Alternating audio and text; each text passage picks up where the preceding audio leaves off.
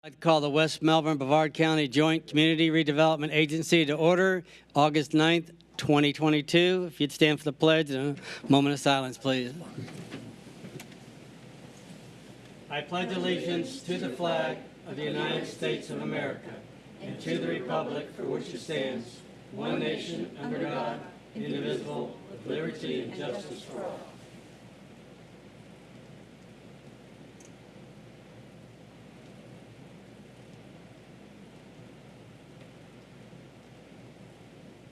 Thank you. You may be seated. Can we have roll call, please? Chair Hal Rose. Here. Vice Chair John Ditmore. Here.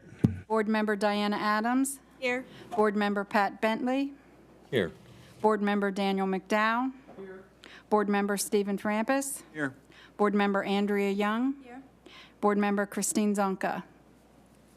I did hear from Ms. Zonka. I did contact her office, and her assistant did say that she was planning on being here. What's the wish of the council? Maybe she can join us in progress. I thought maybe her car was out there. Why don't we go ahead and just hold off on that and see what happens. Okay, next we have approval of our May 17, 2022 minutes. We have a motion, please. Ms. Young? Motion to approve the May 2020 minutes. Thank you. Second, Rose. Any discussion? All those in favor should come by saying aye. Aye. Opposed? Motion carries 7-0. Mayor, can we back up a second with Ms. Zonka? Can we just get it down that if she doesn't show up, it automatically goes to unexcused? We can certainly do that one towards the end if you want, but either way, yeah. Okay. Item number 5 is the joint West Melbourne Brevard County Redevelopment Agency budget.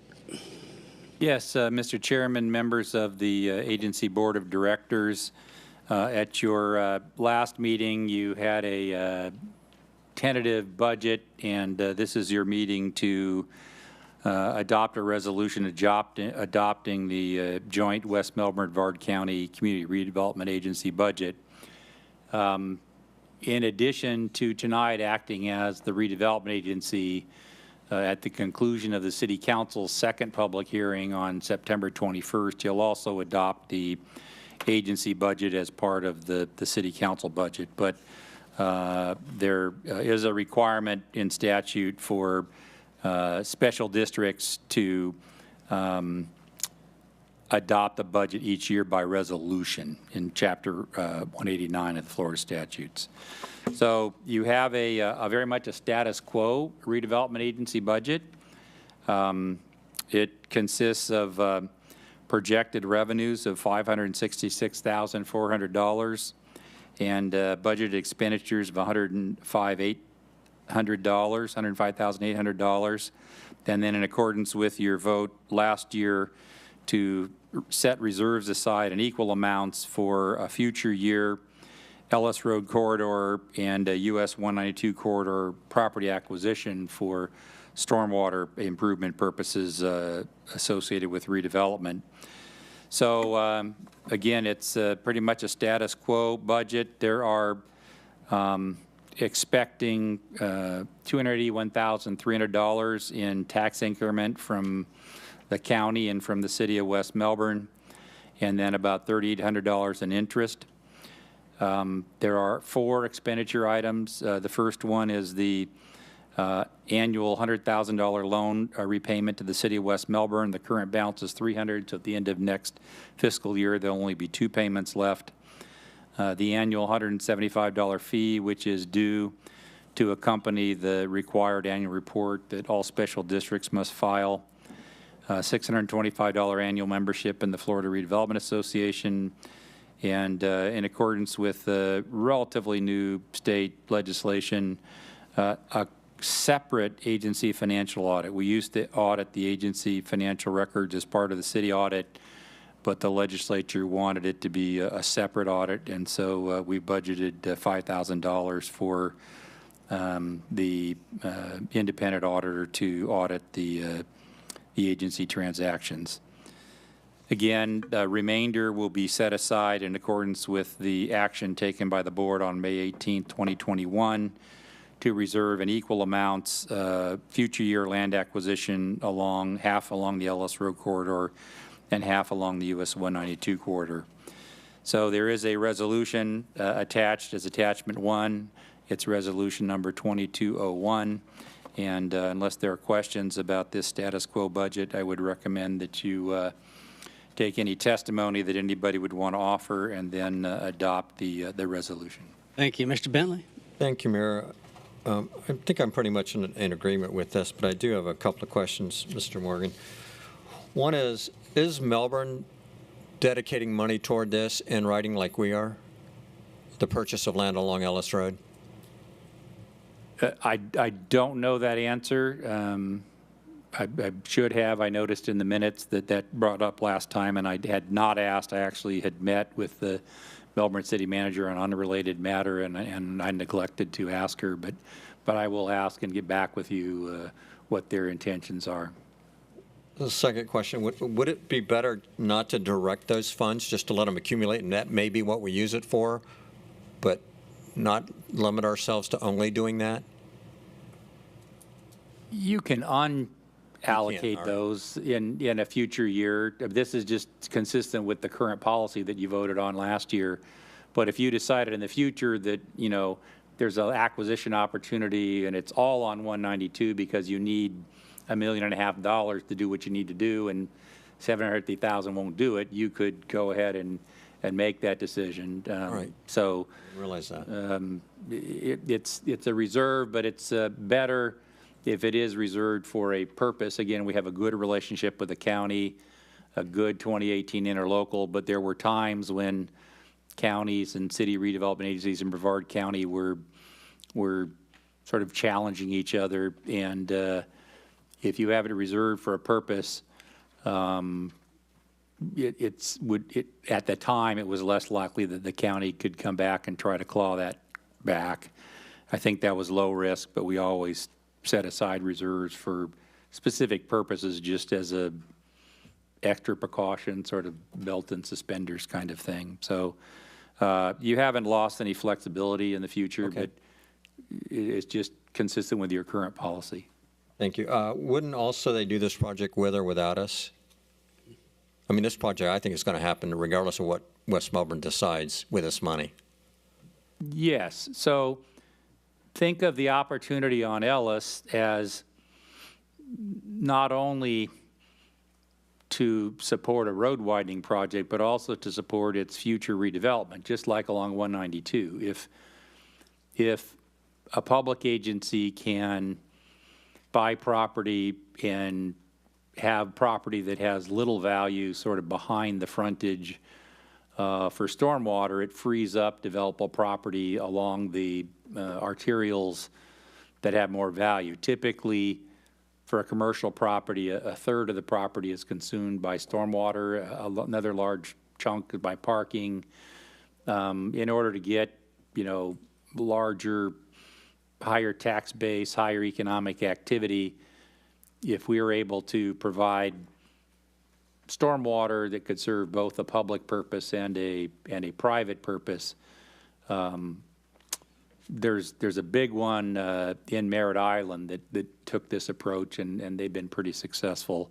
So part of our interlocal with the county is to provide for stormwater retention, but how that gets deployed can benefit redevelopment and tax base and economic activity as opposed to just road widening. And the $100K that we keep paying back a year, is there some reason we just don't pay that off, or are we contractually bound not to? You the money's could. there. It really matters little whether you would Right. do that or not. It's a balance sheet item. Again, the city, again, try to have the joint West Melbourne Brevard County Redevelopment Agency sort of learn from others that had gone before us that had had the county be unhappy with how they were being run sometimes, tried to be just extremely above board and have an elected board rather than an appointed board to borrow startup operation money from the city without interest or service charges. We tried to meet all the true purposes of redevelopment, and now with the 2018 interlocal, it's more restricted. And then, of course, you know, the good thing for West Melbourne is the dollars that the county are saving from that interlocal agreement compared to what it was before. They have to reserve that for road maintenance and road improvement purposes in the city limits of West Melbourne. So we're getting the full benefit of having established the redevelopment agency, even though some of the dollars will end up being in roadway improvements outside of the project area because of the 2018 interlocal. So I'm proud that we formed this partnership with the county, and we're not doing a lot right at the moment, but there's going to be some opportunities in a year or two to do another significant project like we did for the 192 lighting that turned out really well, and we need to thank Morris Richardson for spearheading the banners, both the regular ones and the ones that honor our local veterans. I think those turned out really well, and I think, you know, the agency board chose well in selecting the light poles themselves. It's a very attractive entrance to the city, and that was our big project in the early year. I just have one last question, but I have received comments on the orange color, that stands out and looks really nice. Even my wife said something to me on that coming in, so kudos on that. Happy accident of my color blindness, because I honestly thought that the sun behind the Sandhill crane on the logo is orange, so apparently it isn't. On page CRA 5-2, it says that this money set aside for future land acquisition purposes. We're not limited to just land acquisitions, are we? No, that's the thought. Again, you have flexibility. That's the typical model where you acquire lesser property behind the frontage that allows more intense development on the more valuable piece of properties. And so as the agency sort of sees opportunity for those kinds of abilities to help transform those corridors, that's the typical model. Thank you, sir. Thank you, Mayor. Mr. McDowell? Thank you, Mayor. Question, actually two questions. Question to Councilmember Bentley, which may have already gotten his answer, but I was going to ask about what was behind the question, is if City of West Melbourne didn't sign it, what was your motivation for asking that question? Say that again. I'm sorry, I missed it. I'm trying to understand your motivation for that question about this, the one I'm getting ready to ask you. The City of Melbourne and not signing that agreement. What if they didn't? What was behind that? In your question, I know where. I just would like to see them, if we're putting up money, I think we both benefit from this road, both West Melbourne and Melbourne. And I would find it interesting if they chose not to contribute to that area when they're benefiting and we are. Interesting doesn't give me an answer, though. So I'm trying to figure out, are you trying to say that they might not do it? No, I don't have any idea. I was a pure, honest question. I've not heard anything from Melbourne. But we've kind of committed ourselves. I had wondered, have they done the same? There's no other motivation there. I had the exact same question, and I'll address it in a second. Okay, thank you. And the next question was this concurrent arrangement of this arrangement along with the interlocal. And I know that we had talked about this before, but they are concurrent, correct? They run parallel, or is there overlapping? The interlocal creates greater restriction on the use of the funds than the original formative documents did. So it's a subset of the original set of things that the agency could do, and that was as a result of our negotiations with the county. Again, kind of the good news for us is what do they do with the savings? they're required to spend it on roadway improvements and maintenance in West Melbourne. So it might not be coming to the agency, but the savings is benefiting West Melbourne. Okay. And we've reviewed that interlocal? Yeah, it stays in effect. It was adopted in 2018. It shortened the term of the agency by, yeah, not a long time, but that also sort of means that it sunsets, I don't know. Yeah. Okay, so that's our planning directors, by recollection, that the sunset is 2035 as opposed to the original agreed-upon sunset date of 2038. It's something like that. Thank you. Councilmember Adams? Thank you, Mayor. I know that currently, the way that it's written, we're looking at the potential of that Ellis work in the future with these funds, and we can divert them if needed. But if a better opportunity arises, can these accumulated funds be split in allocation over multiple projects where we could save some for Ellis and still allocate for a second project if we found something that came up as a better opportunity? Yes, as long as it's consistent with the purposes stated in the interlocal agreement. It's fairly limited in terms of what the redevelopment dollars can be spent on now to those things that the county and the city found most important to try to do with the redevelopment dollars. Okay, thank you. Deputy Mayor, Mrs. Young, you're not a deputy mayor up here now. I just wanted to mention that Mr. Rohde and I went to the Ellis Road meeting over at the airport, and this is is airport driven, and of course the airport is in the city of Melbourne and is owned and operated by the city of Melbourne. So they are very committed to making Ellis Road happen. So although their representative didn't sit there and didn't quote a dollar amount, but they are, without their input, this whole thing would not be working because of the airport. So I hope that helps. Just some of my thoughts is, in a way, I think we got a little snookered with this because the county doesn't have enough money to complete the road because of the acquisition. So of course they came to us and we have money, and so we said we'll allocate some to that road, to that project. And I don't disagree with Mr. Bentley saying, is Melbourne stepping up? Is the airport stepping up? Because I feel like some of y'all said, the project will get done whether we buy some land or not.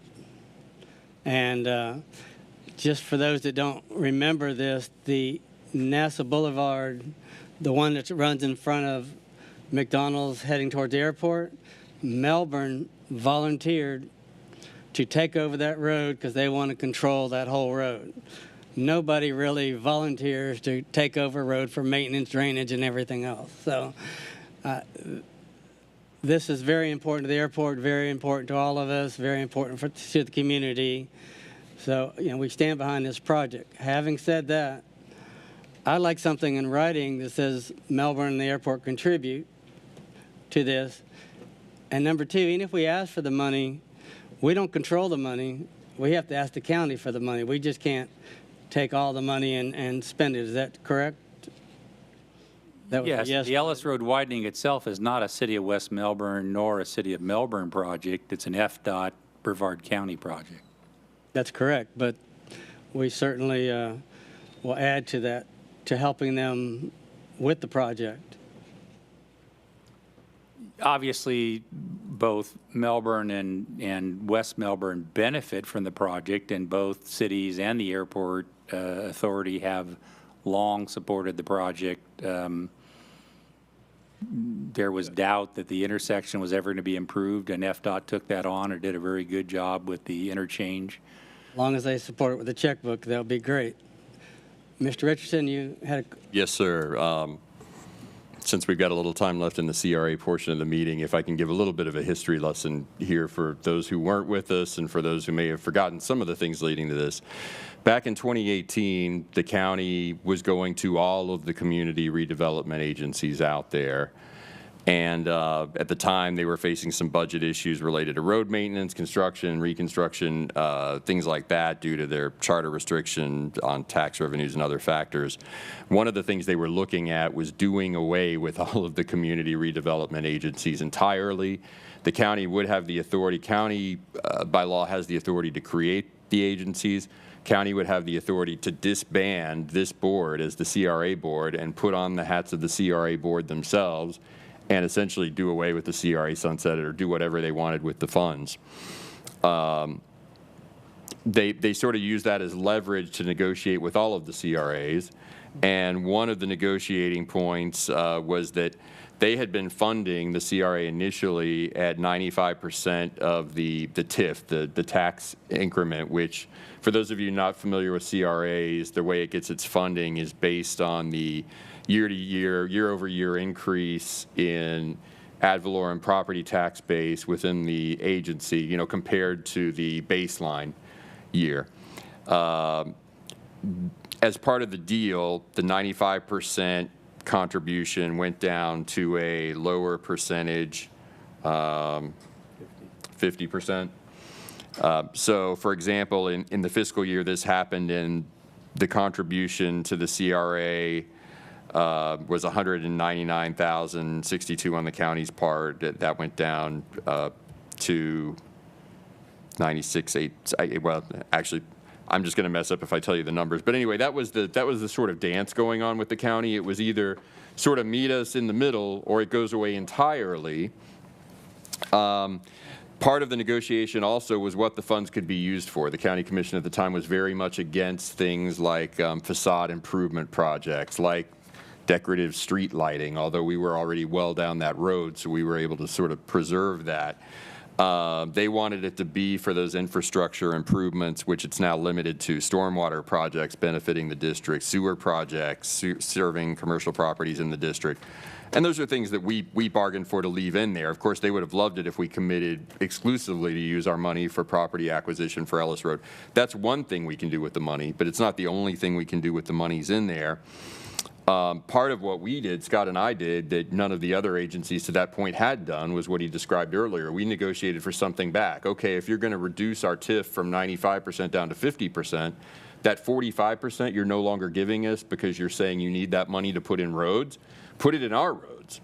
And we got that in the contract. So I think that was a great bargain given the options that we had, right? Which was, this wasn't from a place of we're generously giving you all our monies for Ellis Road acquisition. This was play ball or CRA goes away. So You don't like the word strong arm? I shouldn't use that anymore. well, it exactly was strong arming, but what you sort of described earlier isn't what happened. This wasn't an act of the city sort of going to them and saying we volunteer to, you know, use this money to acquire Ellis Road. We had a limited set of options to use these CRA funds for, or the CRA would have, you know, essentially gone away. So we did play ball. It is a worthy project. It's a good use for those expenditures. It's part of our redevelopment agency. It's consistent with the redevelopment plan.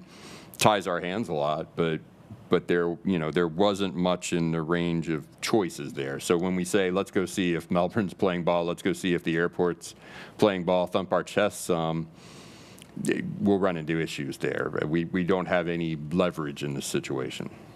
Mr. Richardson, have we been getting that 45%? For our roads? Certainly, yeah. That's accounted for. We go there. We make requests for them to do road projects on county roads located within West Melbourne, and yeah, money comes to our roads. The mayor's right. We don't have the authority to direct spend it. We make a request through the road district program. I can't remember the name of the program that. South Mainland, yeah. There you go.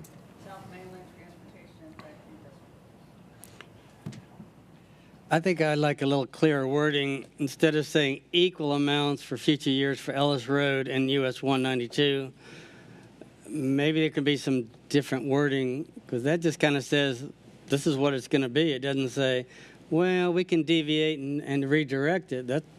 That's what it says.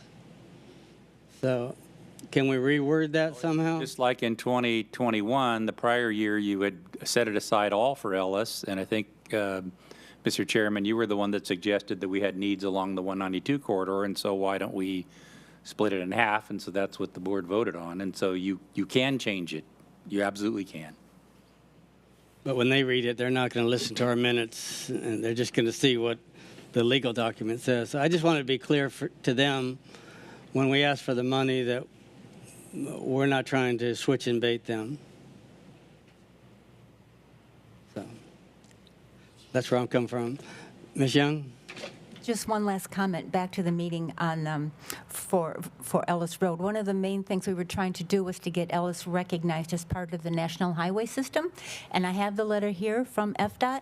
It is dated August 2nd, and Ellis Road is now part of the National Highway System. And I won't read the whole letter, but it says the corridor is also part of this strategic intermodal system, which is the SIS program, and is designated as a strategic growth highway connector. The NHS designation will provide additional funding opportunities moving forward to make necessary the improvements along the corridor. So we now have another pocket, another source of funding. So we are now eligible since August 2nd for federal funding. So that's the latest news I have. Well, we all know that Ellis Road is our #1 project in the county as far as getting that road 4-laned and acquire the right-of-way, and we all support that, no questions asked. But we also have to focus on West Melbourne because we don't get money from a lot of sources for our roads, and that's part of the CRA agreement. So what roads have we used this money for in West Melbourne?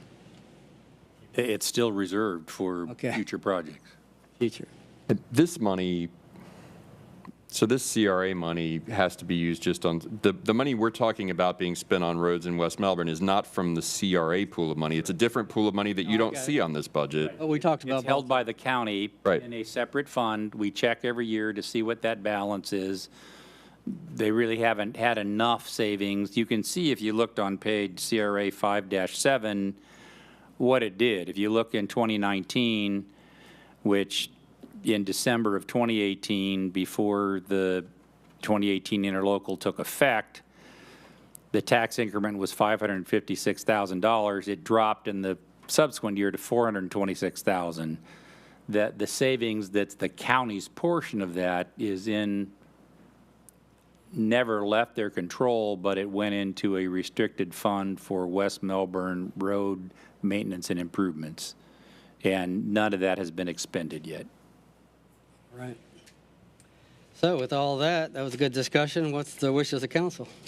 And just one more thing also, this is, I know we don't deal with the budget and CRA very often. We have a few CRA meetings a year.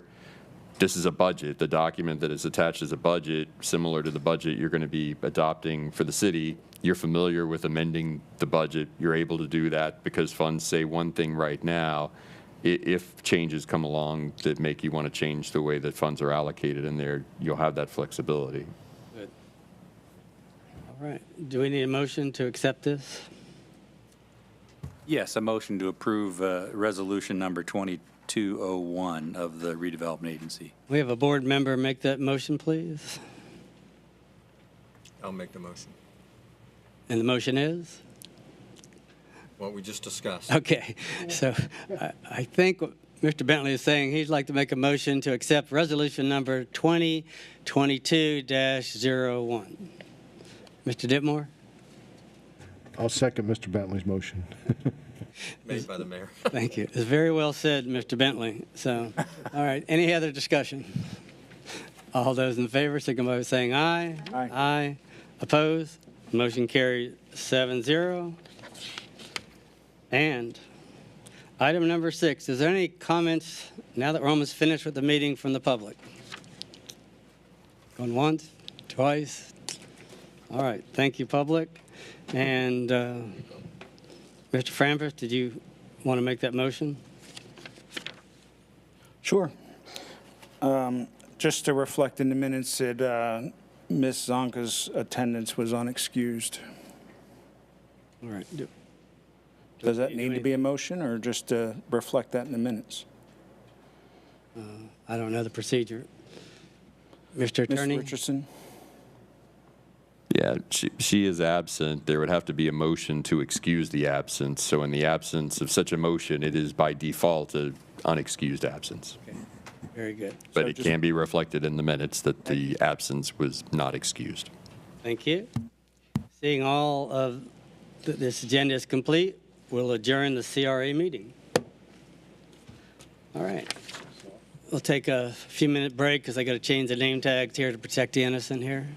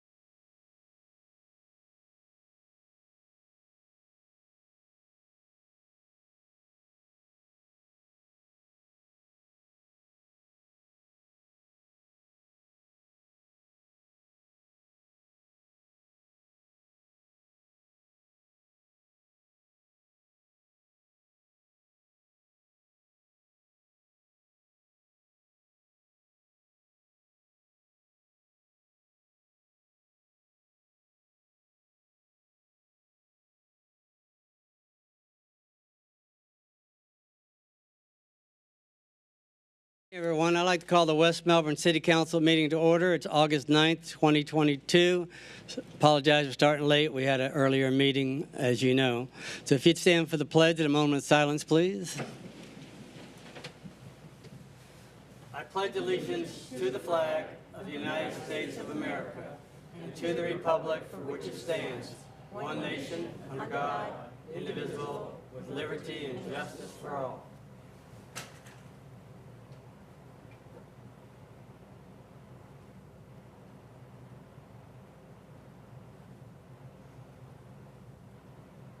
Thank you. You may be seated.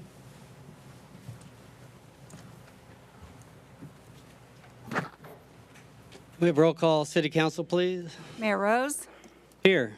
Deputy Mayor Young, Here. Councilmember Bentley, Here. Councilmember Ditmore, Here. Councilmember Frampus, Here. Councilmember McDowell, Councilmember Adams. Here. Great. It's good to have everyone here tonight. And welcome and thank you for attending this August 9th meeting of West Melbourne City Council.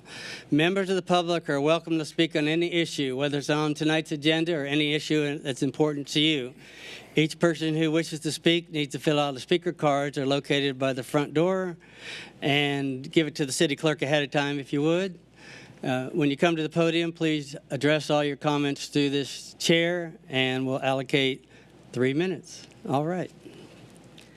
So tonight's meeting, let me get out of the redevelopment, is we have a number of things going on tonight. Our first item is a Beautification Award. And let me just tell you a little bit about this, then I'll call you up there. The Beautification Award is, as we drive around the city of West Melbourne, there's a lot of nice things. There's a lot of places that could improve just the way it looks. And as the committee drove around, not specifically looking for something, but there's one place that really stood out to us, and that's the top-notch lawn care service on Wickham Road. If you go down Wickham Road, the best way to see it is look for the place that's manicured, that has green grass, that everything's trimmed nicely, and as opposed to all the other places that need mowing or dead grass. So it's kind of interesting how a lawn care place that, and I'll call Joe up in a second and he can tell us about it, but a lot of times they're just so busy doing everything, they don't take care of themselves. It's like you always heard that auto mechanics don't take care of their own cars. Well, very proud of having this in West Melbourne, and Joe will meet you up here and give you your award. Andrea?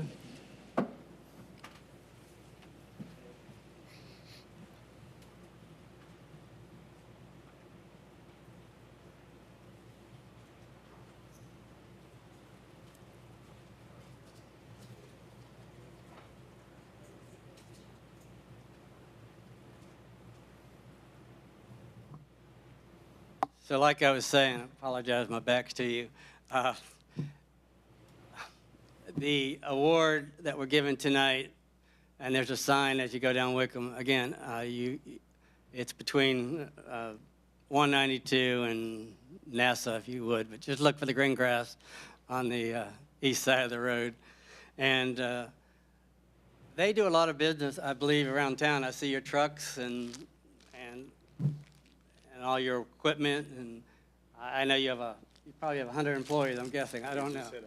100? Yeah. Congrats, 100 employees. That's huge for your business. So what we have here is a Beautification Award presented to Top Notch Lawn Care Incorporated for your facade and landscaping improvements at 1223 South Wickham Road, West Melbourne, issued by the Beautification Committee, August 2022. Congratulations. Thank you, sir. I appreciate it.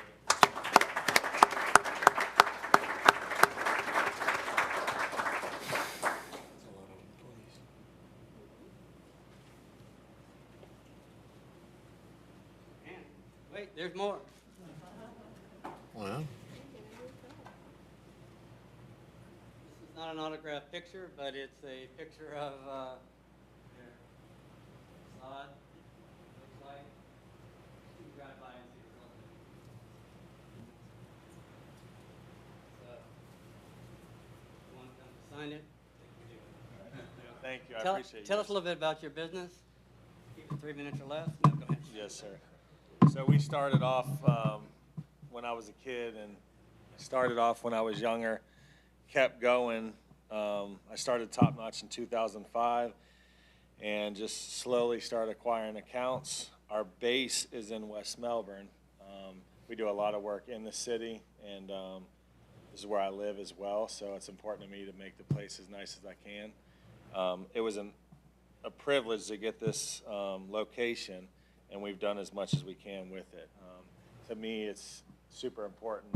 You feel how you look, and our company definitely looks a lot better than it used to with our signage and being on the main road on Wickham, so we get a lot of compliments as well as a lot of business. So I think it's important, and I'm super happy to be in West Melbourne city limits, and it means a lot to us. So, all right.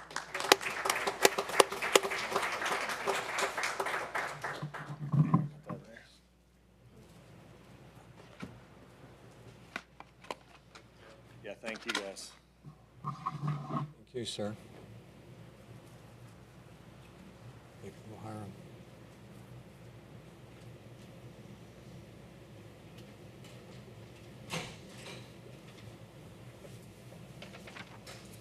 Next item tonight is Chief Wiley will introduce new employees.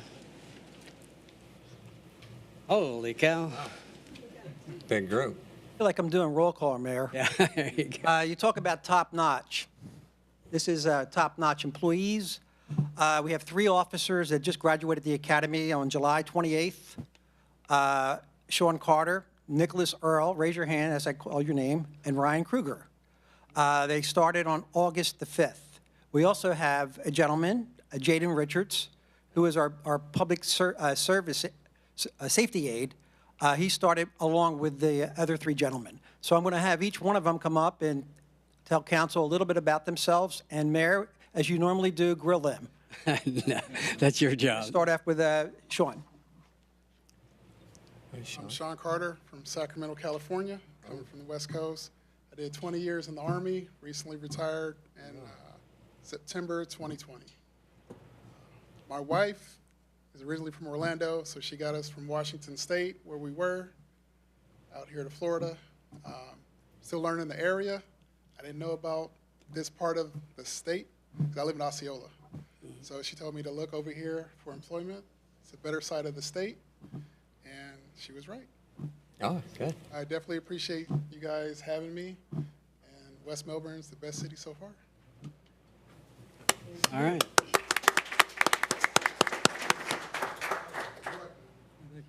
I'm Nicholas Earl, originally from New Jersey. Sad, I know.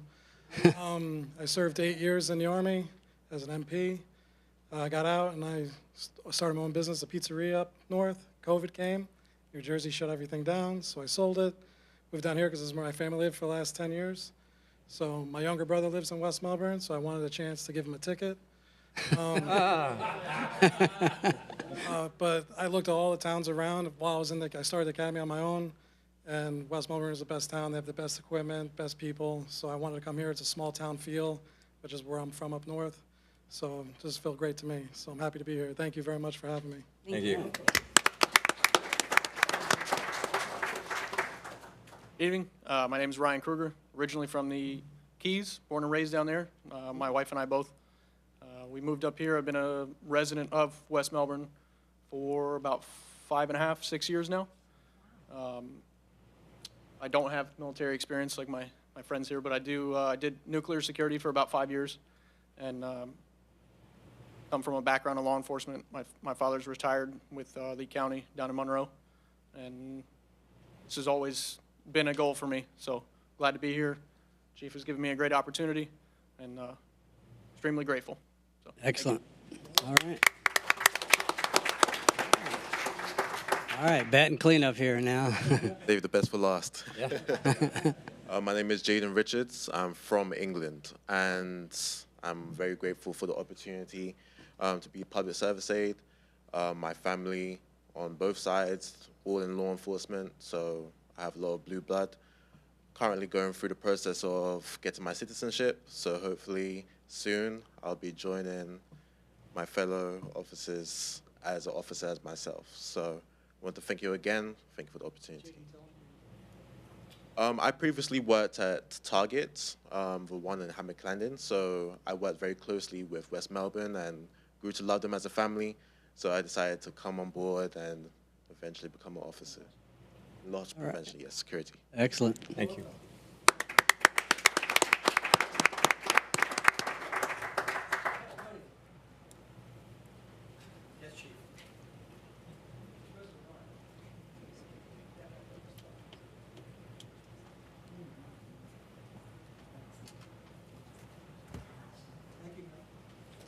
Thank you.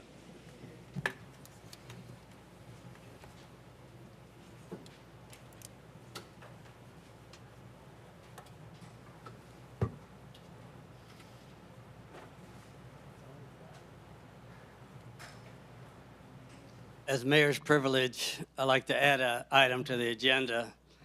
As y'all know, and most everybody in the audience knows, that Mr. Scott Morgan is retiring end of this month, and we just want to recognize you tonight for everything you've done.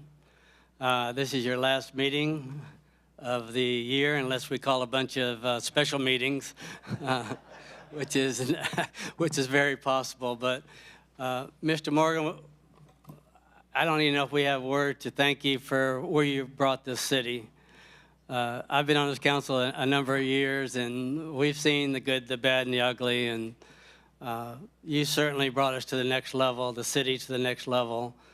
Your staff works well with all the council, as you do with your staff, and it doesn't go unnoticed.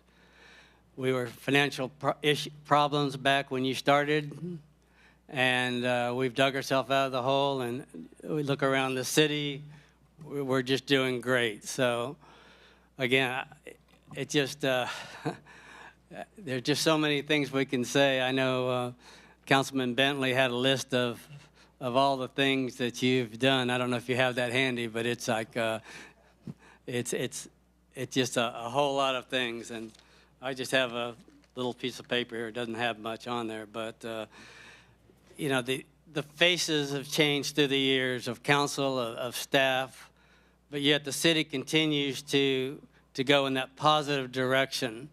And just like the officers were saying, and some of the other people, this city is envious of all the county, if not further. They know that we're well run, our debt is very low, our mission is straightforward. Yes, we have lively discussions here, but that's democracy in action. And we'll usually come out with the right decision. You've done so much for the city. I wish we can change the rule as far as naming something after you. Right now, you have to be deceased, and that's 50 years from now, and then you probably won't appreciate it. I understand from your wife, Nancy. And Nancy, thank you for being here and supporting him and all those nights away and those long hours. But I understand as you're going to live 6 months here and 6 months in the cool country in North Carolina, that you have part of your house named after you, or you named that. So it made me think, what can we name something in your honor? And I don't have that yet, but I think that's something we need to work on. And so I think that's I don't know what council has to say, but we do have another opportunity at this, because at the end of the month we're going to send you off. Promise has dedicated their facility on August 31st to have a real going away. But we just wanted to just say thank you from all of us. And Thank you, we Mayor. happen to have a few things for you. Oh. Holy cow. Blue. It doesn't say Amazon. You don't have to feed it. It's not going to bite me if I stick my hand. But it'll be animal cruelty if you don't. Go ahead.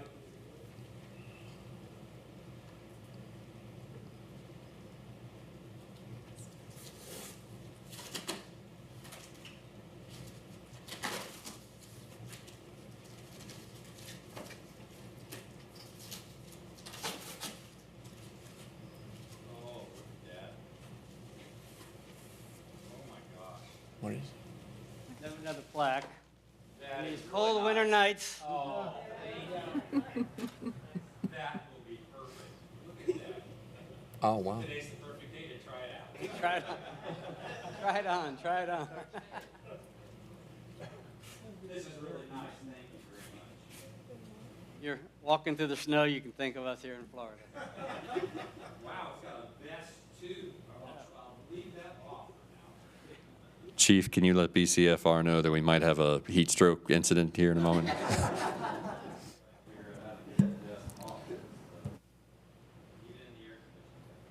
should have had our flag made into the lining.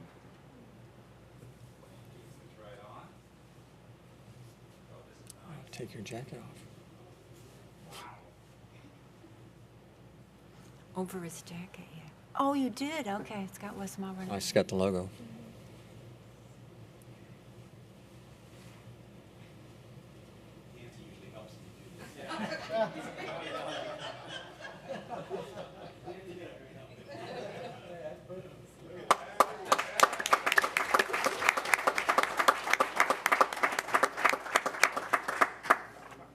City Council, and there's more. For those rainy days out there. Wow, those are nice. I can't open this inside, but if you open it, it says West Melbourne. Yeah. These are hard to find in the store. They sell out very quickly. So there you go for those rainy days. And, Oh my gosh. and there's more. No. And behalf of the City Council and your staff and the citizens of West Melbourne, we're giving you a key to the city of West Melbourne.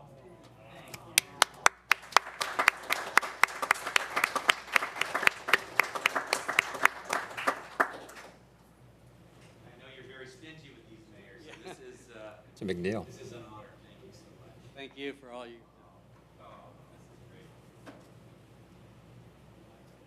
Say anything you'd like? Oh, sure.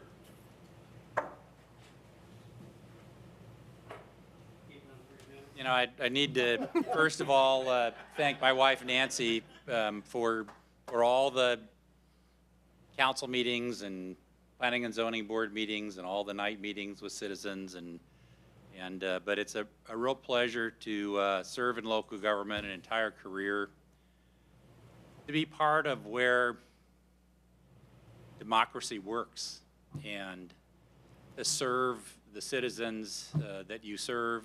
To be part of that my entire career has just been a real honor, and so to finish in West Melbourne is pretty terrific and the highlight of my career. So thank you all, and for the citizens, businesses, visitors, the staff is phenomenal. Mayor, you're right about that, and our community is a great community, and we will enjoy being West Melbourne citizens when we're not up in the summer in the mountains, and when we do go up in the winter. Now I cannot get frostbite.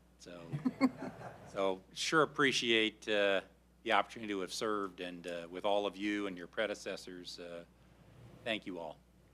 Thank you.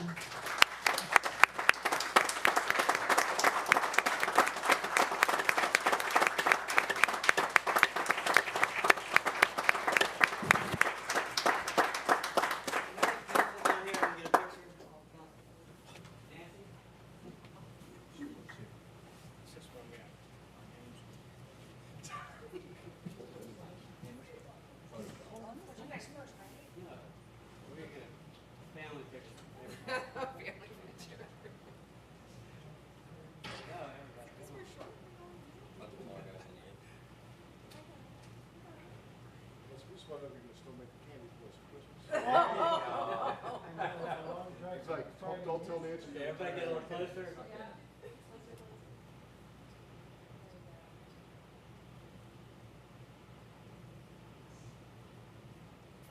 Thank you. Please.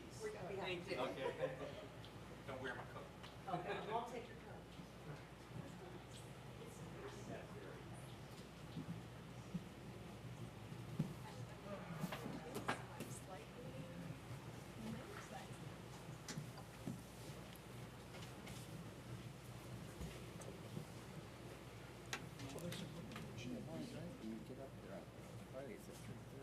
There you go.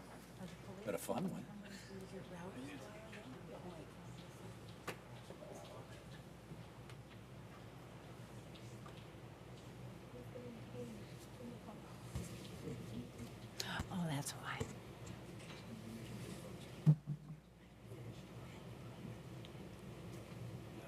while we're at it, one of our other better players at the city, Mr. Morris Richardson, has been drafted, so to speak, to move to the county as far as his job. We're very sad to see you go, but we know it's an opportunity for you, and we just wanted to thank you for all your guidance through the years that you've provided to council, keeping us straight. Your legal knowledge is second to none. You definitely brought us to that higher level. I see our contracts are tight. I know you've saved us probably more than I can ever guess, hundreds of thousands of dollars as you negotiate these contracts with different people and as well as the county. So we're looking forward to working with you on the county level and CRA and everything else. All kidding aside, though, you've just been wonderful to work with. And you not only are legal, we always felt like you've been part of the management team. So you probably got more phone calls about general issues as opposed to legal issues. So again, if you'd come down here, we just want to thank you properly. As your last meeting.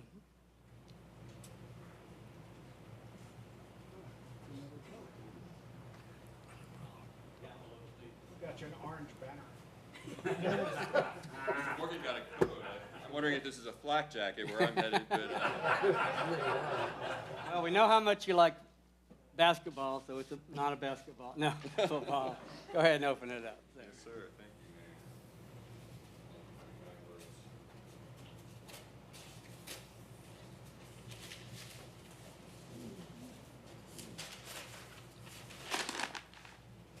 Just open Easier it. way to do that here.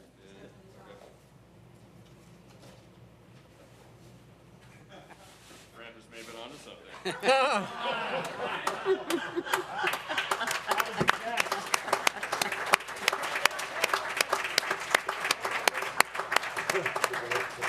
Try it on, try it on. That's fine. That's a good one.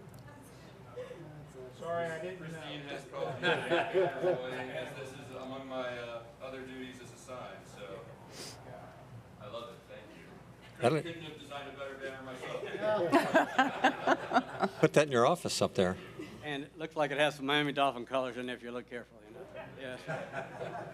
Well, you know, as you go to the county, I know it's not as convenient as West Melbourne when you're right there. You're going to have to walk a long way to get your office. So we got you the West Melbourne limited edition umbrella as well. Thank you very much, Mayor. And there's more.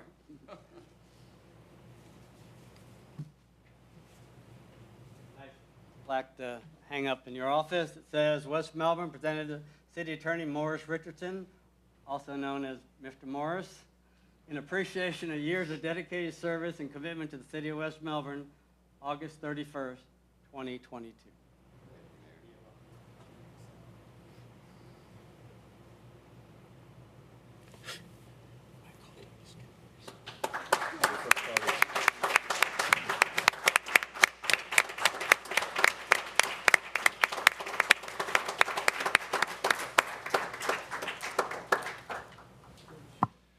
Well, thank you, Mayor and council members and Mr. Morgan, department heads, residents, citizens of West Melbourne, Chief, the police department, everyone I've had the opportunity to work with here. As you all know, it's a bittersweet thing for me. It's a wonderful opportunity, and I appreciate how very supportive Mayor, you and council have been. At the same time, it's very hard to leave West Melbourne. I'm not physically leaving it. I'll still be a resident. Maybe you'll see me on the other side of the dais out in the audience at some of your meetings. I might come and...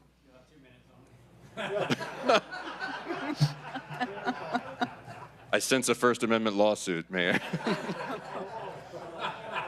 But sincerely, you know, West Melbourne will always have a friend in the county while I'm there, and I thank you all so much. Thank you.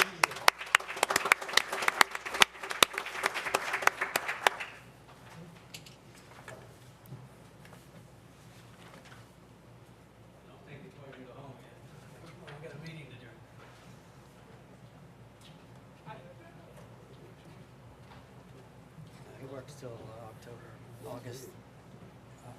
October. Okay. That was pretty good. That. Thank you for that. Our first item tonight is public hearing. This is amendment to the subdivision code to update our recreation fee. Mr. Richardson. Thank you, Mayor Rose. At your last meeting, you heard on first reading ordinance number 2022-17, which is an ordinance proposing an amendment to City Code of Ordinances, Section 8664, dedication of parkland or payment of recreation fee, by updating the fixed fee per acre when a developer elects to pay a recreation fee in lieu of dedication of parkland from $80,000 to $110,000 per acre. As you will recall, the ordinance established a fixed fee of $80,000 just shy of 4 years ago. The ordinance directs that that fee should be evaluated and adjusted if necessary at least once every 4 years. So it is that time. In your agenda package, and as I discussed at the last meeting, I went through the calculation of the new proposed fee. It's based on an average sale price per acre of the larger vacant land sales that have happened in West Melbourne since the ordinance was last updated.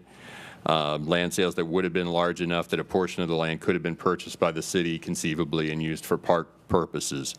That average came to just over $110,000 per acre. It was $112,489 per acre for the 8 property sales that were assessed that met the criteria. Based on that data, staff recommended that the current fixed fee per acre of $80,000 be increased to $110,000 for purposes of calculating the recreation fee in lieu of parkland dedication. While it is a significant increase, it's 37.5%.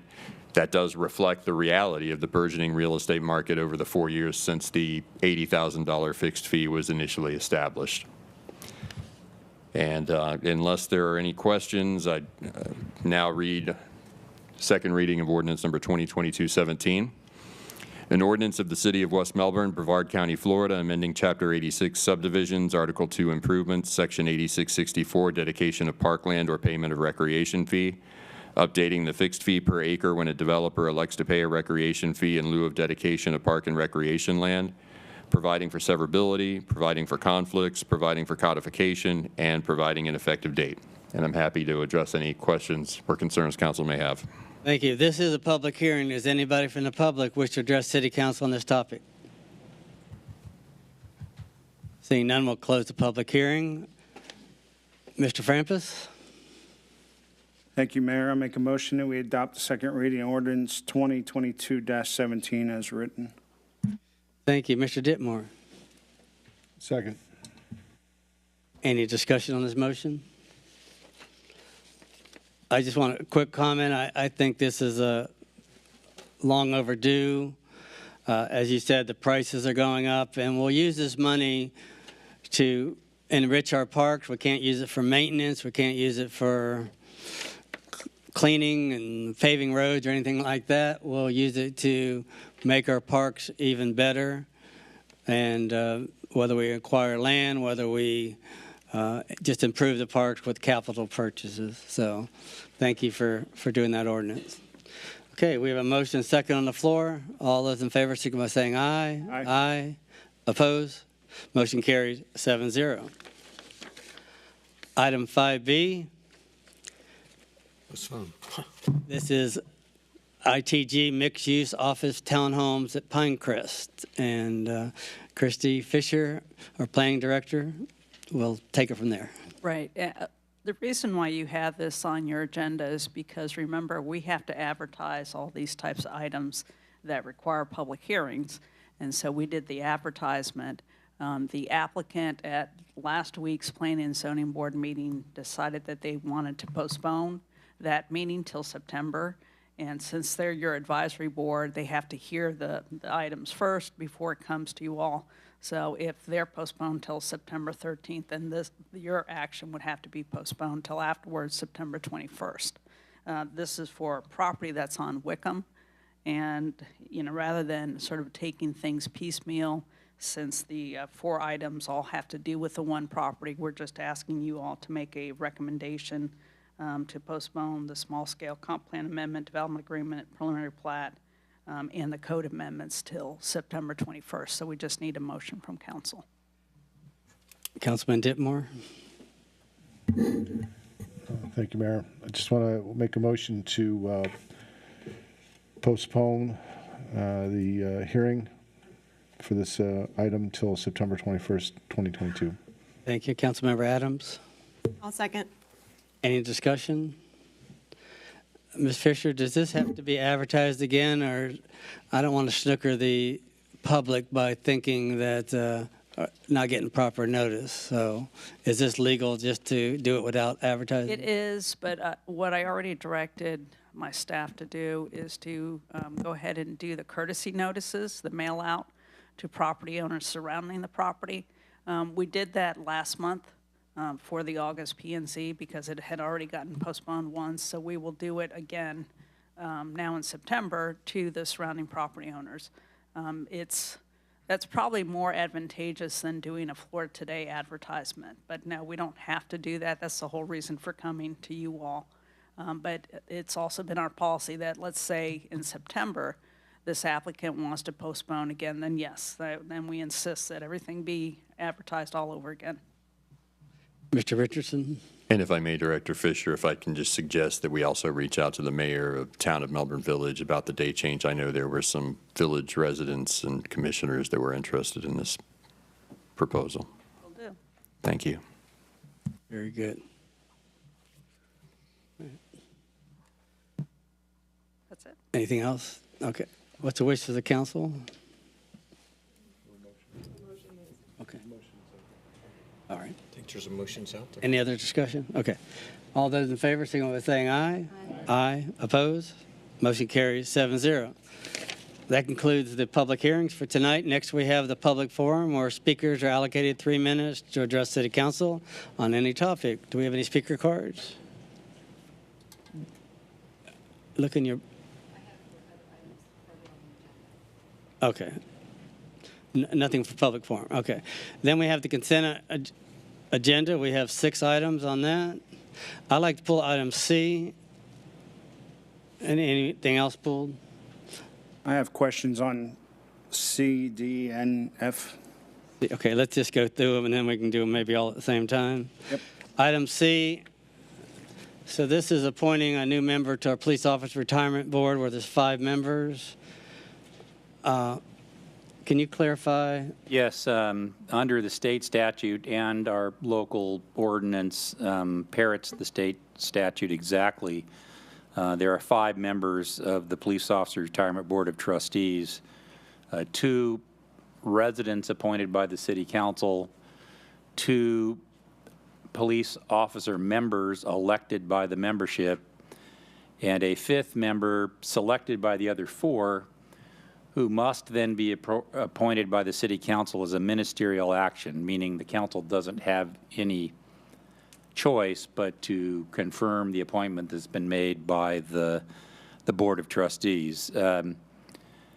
Jennifer Curran was a lieutenant in our police department, as you probably know. Effective last Friday, she started as our new Human Resources Director.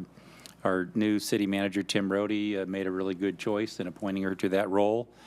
And so knowing that was coming at the last Police Pension Board meeting, and she'd been on the Police Pension Board for longer than I had, the longest serving member, very outstanding board member. The board recognized that we could appoint her as the 5th member because William Paz, who was the 5th member, not only resigned as a police officer, but resigned his position on the Board of Trustees. So the board has appointed her. The council must appoint her as a ministerial action. That leaves behind an elected member that only the membership can appoint. And so that will be the responsibility of the membership to appoint the 5th member of the Board of Trustees as one of the 2 elected members. So you really don't have any choice in this. I hate to tell you when that's the case, but that's the case here. No, I just want clarification because I know Officer Paz resigned from our police department. I was wondering. He also resigned from the pension board. Yes, sir. Yes, because, of course, so we still have one seat open. Yes, and that will be filled by an election of the membership. Is there a possibility that our incoming city manager can take that spot? No, because the council appointees must be a resident within the city limits, and he doesn't meet the qualification. Actually, the opening will be for an elected member, and the elected member has to be a member of the pension Yeah, fund. I think he's referring to item D in that regard, which is one of the two members. Is that, did I? But this fifth, well, this. Yeah, you don't have a choice in there. On item D, you have a choice on a resident member. I think that's a good choice, Scott Morgan, to take that, yeah. I'd be happy to serve if the council so inclined to continue. All to right, serve. so I'm good. So, Mr. Frampus, you want to talk about a couple of those? Sure. My question on C was whether they replaced her yet or not, and you have answered that. She has not been replaced yet, and that's an action you guys will take later. That's an action that the membership must take by election. So the plan administrator will schedule that election. My question on D was that that must be a resident of West Melbourne. Yes, sir. You're already a resident of West Melbourne, and we voted you in already as a resident prior. Why are we voting you in again as a resident? It's sort of an arcane legal issue. Under the Florida Constitution, you're not allowed to hold more than 2 offices at one time. An example of an office would be you as a council member or Mr. Morgan as city manager. It's basically anyone who's been delegated some portion of the sovereign authority of a governmental entity. As city manager, he's an officer. It's also considered an office to serve on the police pension board. The reason he's allowed to do both is there is an exception when service on one of the 2 bodies is considered ex officio to the other service. In other words, you're serving on this board because of your position in this other office, therefore it doesn't violate the dual office holding prohibition. Our ordinance says that when a city manager or council member like Mr. Bentley serves on the police pension board as a trustee, that is ex officio service. It also says, however, that when they resign, either as city manager or city council member, that it also, when they leave that service, when they retire or resign, it also acts as a voluntary resignation of their position on the police pension board automatically. So he is resigning effective, midnight, August 31, I suppose. So you have to reappoint him for the remainder of the unexpired term. Thank you for that clarification. Yes, sir. My other question on D is how many meetings a year does this board meets 4 times? You're going to be living out of state for 6 months of the year. Who's going to cover your spot 2 times out of the year? I'm sorry, I'll make sure I'm here for all the board meetings. Or you can zoom in. Okay. Or you can zoom in, I You guess. could zoom in, right? I think being in person is better. Again, That's fine. I just wanted clarity on that. And my question on F is, we had, I believe, budgeted next year to research putting in pickleball courts, and we're going to spend $20,000 to convert our tennis courts now. Shouldn't we wait? If we're going to put in new pickleball courts next year, why are we spending the money this year to convert them? I think this is an opportunity at very low dollar to satisfy the need until we can go through and determine the best location for pickleball courts. Again, this is not insurmountable. We think it will serve in the interim quite well, but you could always, if you were to develop pickleball courts off-site, return these to tennis courts if the demand for tennis was greater, or perhaps pickleball is so popular that you need both these and plan new ones. So it doesn't take away what's budgeted next fiscal year budget. We just thought this would be a good interim solution to get more pickleball courts in sooner for the demand that we're seeing.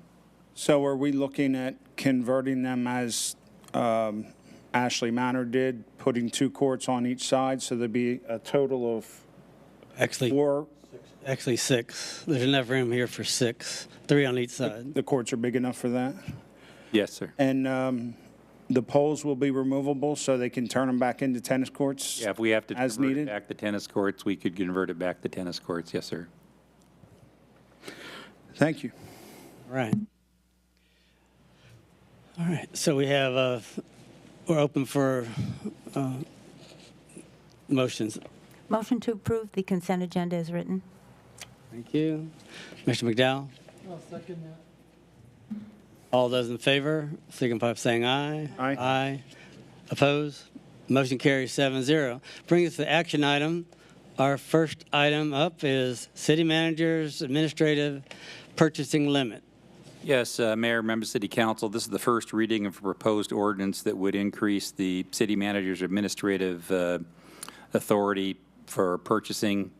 The last time this was considered was February 20th of 2007, and the council adopted ordinance 2007-05, which reestablished by ordinance the city manager's administrative authority to make purchases that had previously been included in the city charter, but the voters had voted that out of the charter, and now it's by ordinance. In the more than 15 years since that limitation was last considered by the City Council, the cost of goods and services has increased by 45.6%. That's the CPIU from February 2007 to June 2022. We know that tomorrow the July 2022 is coming out and inflation is high. So the increase in the purchasing limitation is proposed at 50%, which is reflective of the cost of living since February of 2007. In addition, I compared with the other larger cities in the county what that administrative limitation is. In Palm Bay, it's $100,000. Melbourne, it's $75,000.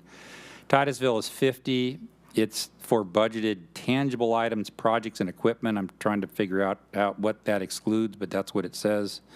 Cocoa Beach is 50,000, and Rockledge is 25,000, and I'm proposing 22,500, so we'd still be below Rockledge. I also wanted to see what that would be in terms of how do we operate, and so I did go back over the last year and look at purchases that are between the current limit of 15,000 and the proposed limit of 22,500. That happened 5 times. Before tonight, there were 2 additional ones on tonight's agenda, but 5 times. It's shown on page 8A2 of your staff report. So on a relative basis, that was those in-between purchases totaled 98,000 and change, and that's less than 0.2% of the currently adopted budget. So I'm proposing that the council approve the first reading of the ordinance and set a public hearing and second reading for September 7th, and would ask the city attorney to read the title of the proposed ordinance. Thank you, Mr. Richardson. Sorry, 1 second, lost it here. Got it. An ordinance number 2022-18, an ordinance of the City of West Melbourne, Brevard County, Florida, amending Chapter 2, Administration, Article 1 in general, Section 2-10, Powers of the City Manager, updating the City Manager's purchasing authority limit, providing for severability, providing for conflicts, providing for codification, and providing an effective date. Thank you.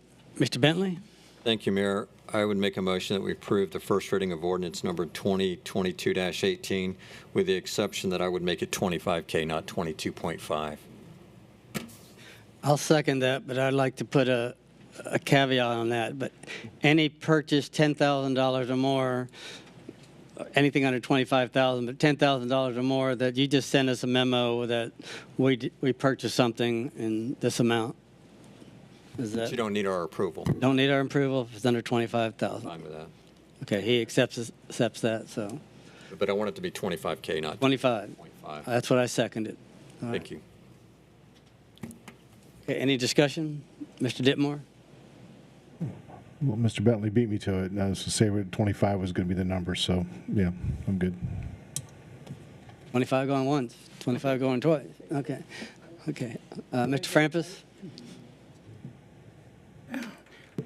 What's your reasoning for making him have to tell us beforehand. I just don't understand that. I mean, if we're going to give him the authority to do it and we have the confidence in him to do the job, I mean, I'm sure he'll tell us at a meeting, or I just don't understand, the extra step or the reasoning behind it. Can you explain that? Sorry, what is the question? Why are we requiring him to send us an email to explain why he's spending above $10,000? I could ask you the same question. We approved the budget for $15 million. Why do we ask anything if we approve the budget? It's just, we run the city, and I think we should know. I mean, he has the ability to do it. We're not trying to micromanage it, but just... That is micromanaging in definition. No, because he has the right to spend the money. I just want to know what we're spending the money on. So that's it. I mean, you look at this list of 6 different items, there's probably nothing on here that needs to go right ahead and do it. The Munzie muck machine, didn't matter if we did it one meeting or the next. If it's under $10,000, we don't care. I mean, we're still going to know. You can get that. I don't need a memo for under 10, but I'll take anything 10,000 and over. That's the motion second. So, Mr. McDowell? Point of clarification. Thanks, Mayor. It is after the fact. It's an acknowledgement. Just so you have heads up, we spent $10,000.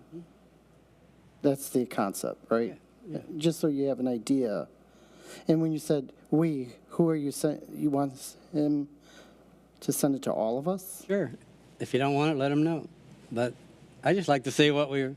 Why are we limiting it to that? I mean, we do payroll, we do a lot of things over $10,000.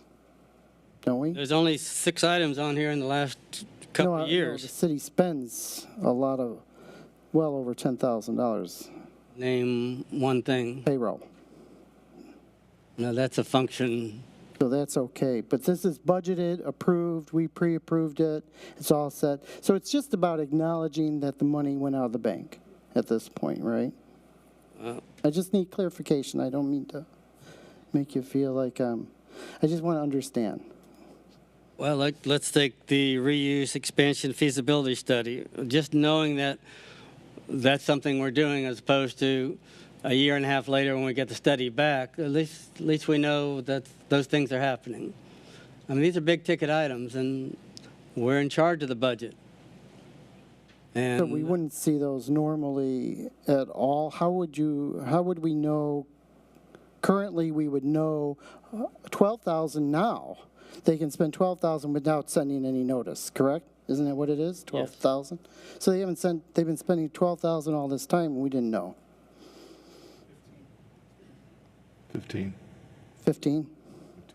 And so now anything over 10, we want to know. I want to know, but if you don't want to pass it, I just need clarification. Just request it. That's it. I mean, we're not doing it now, but we're going to do it in this new ordinance. Okay. All right. We have a motion. Am I allowed to speak? If you, I didn't know. I would prefer, I mean, I'm okay with us getting notice. I just think that's reasonable, but I would prefer that to not have it as part of the motion, but if you want the data, I just have them provide it. That would be my preference. I do think, I mean, no matter you look at it, it is a form of micromanagement to have to not ask for permission, but to kind of pass it through you. That's my preference. I'll go either way, but my preference would be for he has that authority, and if you want personally that information, just have him say, hey, I want that information as mayor. You get whatever you want. I did so, yes. All right. Okay. We have a motion and second. Is he amending it? Are you amending your motion? He amended his motion. I don't know if he's amending his second. No, I'm not amending. And I'll second it then. Wait. We have a motion and second on the floor right now. Yes. Yeah. Now I'll make a new motion, if I'm allowed, that says he has a $25,000 spending limit, period. Second. I'll second it the way it is. Okay. Any discussion? Please know for the record that I'd like you can just send it to me, that's fine, just so I'll know. Any expenditures greater than $1 and, no, greater than $10,000 or greater. Just want to know where the money's going. That's it. And the motion, the new motion, was to approve for ordinance number 2022-18 on first reading, subject to the revision up to $25,000 spending limit. Yes, sir. Thank you. Okay, all those in favor, signify by saying aye. Aye. Opposed? Motion carries 7-0. Our next item is Westbrook Park restroom repairs. Good evening, Mayor and council members. Unfortunately, we have seen a great deal of vandalism at the Westbrook Park restrooms over the years, and there are porcelain fixtures in there now.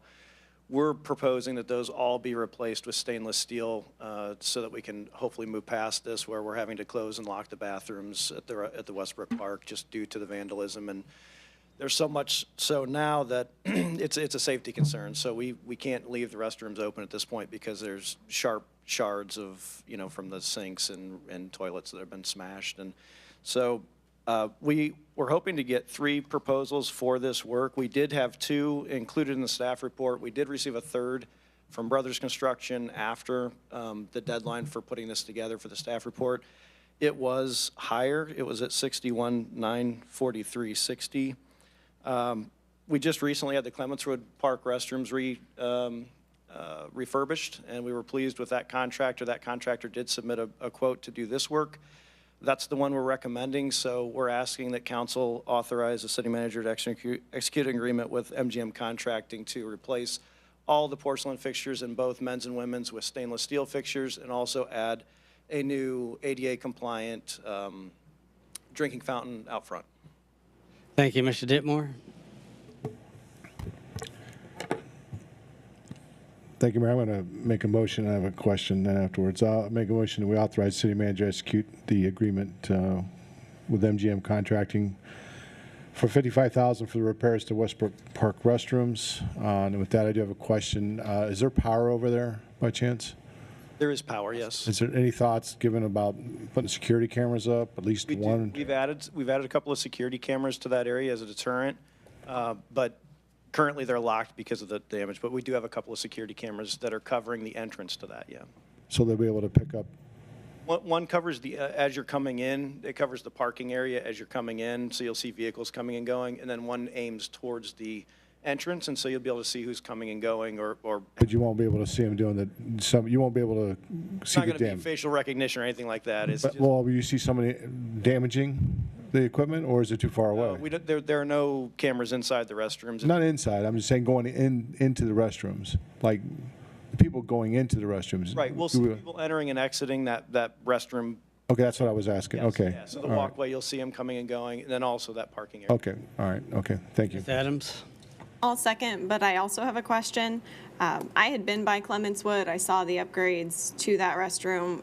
It's very professional, so I think that contractor is going to do a great job with that. My question was, do we have this issue in regards to the vandalism in any of the other current restrooms? So this is the only other, so the Clements was just done. This is the only other restroom facility that's at a park that's open to the public. So this will pretty much take care of that. Okay. Mr. Frampus? Besides the Field of Dreams. They have stainless steel too in their. That's correct. You're right. I did exclude that, so. Back to the camera issue, I'm concerned that the camera quality isn't there. I mean, are you able to, you said there's no facial recognition, obviously, but are they strong enough to actually figure out who the person is? Like if PD had to investigate, would the picture be of Right, the quality we need, or should we order a different camera? They're newer cameras. I'm happy to send you a picture of what they look like, but it's they're newer cameras. The challenge we have is location and height, and so we would have to maybe so if they're too low, then you are subject to vandalism, people smashing the cameras, and so we have them in a location now that has power, that gives us a decent view of the entrance and exit as well as the parking, and so that's why we put them where we did. We could, if they weren't sufficient, we could upgrade the quality. We could spend more on the cameras if we needed to. Can we make it a point to get with PD and see if it's the quality's there or not? If Sure, not, maybe sure. check into a higher resolution camera or, something that would work better, installing a different pole closer or something? Sure, absolutely, be happy to. Detective Romano's here tonight, or Lieutenant Take care of Romano, I that. apologize. So we can work with him. Thank you. Thank you. Mr. Bentley? Thank you, Mayor. Is there lights so that the cameras can pick up people at night? There's IR.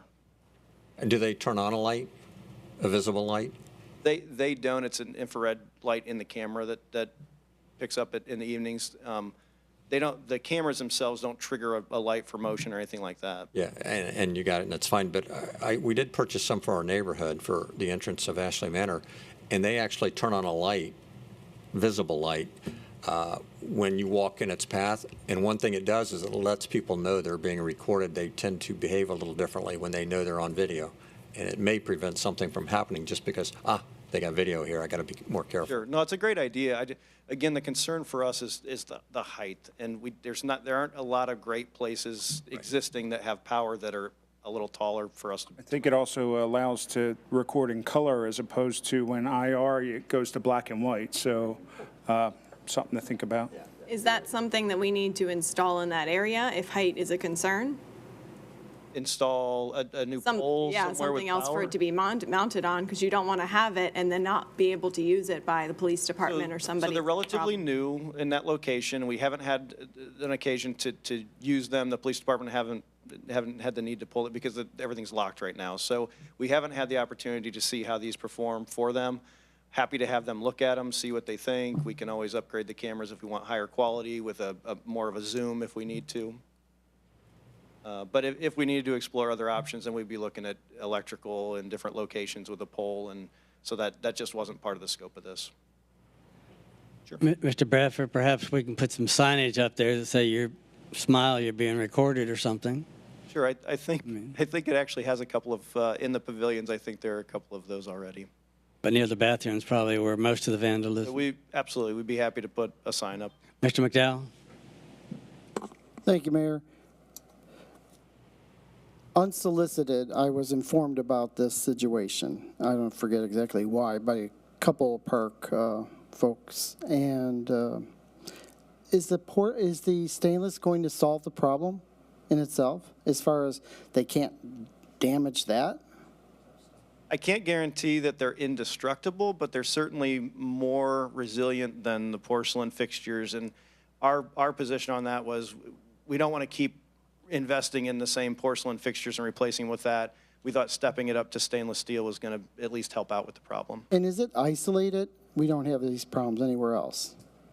We did have some of the same difficulties in the Clementswood Park restrooms, which is why we chose to go with stainless. And so anytime we're replacing public restrooms in parks we are preferring to upgrade them to the stainless. I don't want to get accused of micromanaging here, but I was just trying to see how much more costs we're incurring, and did we really solve the problem? That's all. And it sounds like we did at Clements. So, from a damage perspective, So far, since that reopened, we haven't had any issues there. Now, could there be something in the future? Sure. I can't predict that, but these we felt were just going to be more resilient to that. Right, but it sounds like this is a long-standing problem of this particular bathroom, and it's almost a defiant kind of, they're kind of antagonizing us with this. Yeah, thank you. All right. Do we have a motion yet? Yes, we do. Sure. And, yes. All right, so Mr. Ditmore and Ms. Adams seconded the motion. All those in favor, signify by saying aye. Aye. Aye. Opposed? Motion carried 7-0. Our next our next item, item C, mail processing contract for city utility bills. Yes, Mayor, Member City Council, pleased to present to you a proposal to award a contract for utility bill mailing processing services to our good neighbors at Promise and Brevard.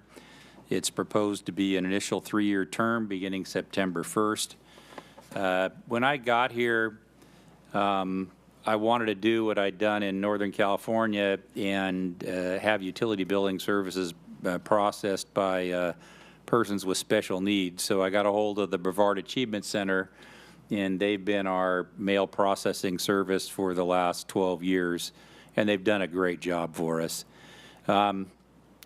Several months ago, they realized that they had sort of a loss leader contract because they hadn't updated the price in so many years. And we found out that they weren't using their special needs clients to actually do it, but they were using paid staff to process our mail. And that sort of was moving away from the intent of using them. And it just was very much serendipity that Promise and Brevard thought this might be a potential enterprise for them. And we had discussions with them to see if that might be something they could do. And the Brevard Achievement Center has been terrific in assisting Promise in getting ready. Promise has made substantial commitment to this, both with equipment and getting promisers ready to do this. And so we have a proposed agreement. I know their executive officer and several Promise members are here to, I think, to address you on this item, but the finance director and I are very pleased to recommend that you approve this contract and would ask that you hear from Promise directly about what this is going to mean for them and their residents to get into this new line of business. And I think we can help them with as their initial customer to try to get them more business, because it's just a good business that we would love to be their first client and to try to bring some others along. Mr. Keel, anyone from there? Yeah. Well, City Manager Morgan, you laid it out very appropriately, and the day I got the call was a very exciting day. It was a little bit intimidating because I didn't know what it entailed, but it was very exciting. I do want to introduce you. You know, when I did get the call, you know, I called in some of our volunteers, and I'd like to introduce Irene Gallo and Midge Rondello. And then Beth Newton is going to be kind of the supervisor and job coach. And then this isn't quite the same as like the proverbial proposal at a football or baseball game, but we made some decisions today, and Jen and Daniel don't even know this yet, but they have been selected to be part of the initial team to get these jobs. And I'll tell you, the beauty of this for us is one of the biggest challenges we have. You all know that we have a major focus on employment at Promise. If we have residents who want to work, we want to put them to work. But one of the big challenges we have is transportation, because we don't have the resources to cart around 125 people to different jobs. And so what this provides is the opportunity, kind of in the initial startup with it, this is our initial contract, to put about 10 of our Promise residents to work, making money for spending. They don't have to worry about transportation, and it just kind of gives them this dignity in life that we all want. And they're all excited, we're excited, and we're just thrilled with this opportunity. City Manager Morgan, I want to call out Margie Starkey also. She has been a huge advocate. I don't think I've ever dealt with a group the way I've dealt with these guys, where they were so excited about us taking the business. And it's just a real blessing for us. And so I just want to thank all of you for your consideration, and this is just going to be a great thing for Promise. And I'm indebted to my group here because, you know, specifically, Irene and Midge, they spent a lot of time at BAC learning how to do this stuff. And by the way, I also ought to mention that we've invested about $8,000 in equipment to help us do this. So we know that this is going to be an endeavor that starts with this, but it's something we can grow and we can employ even more of our residents. So thank you on behalf of Promise. Thank you.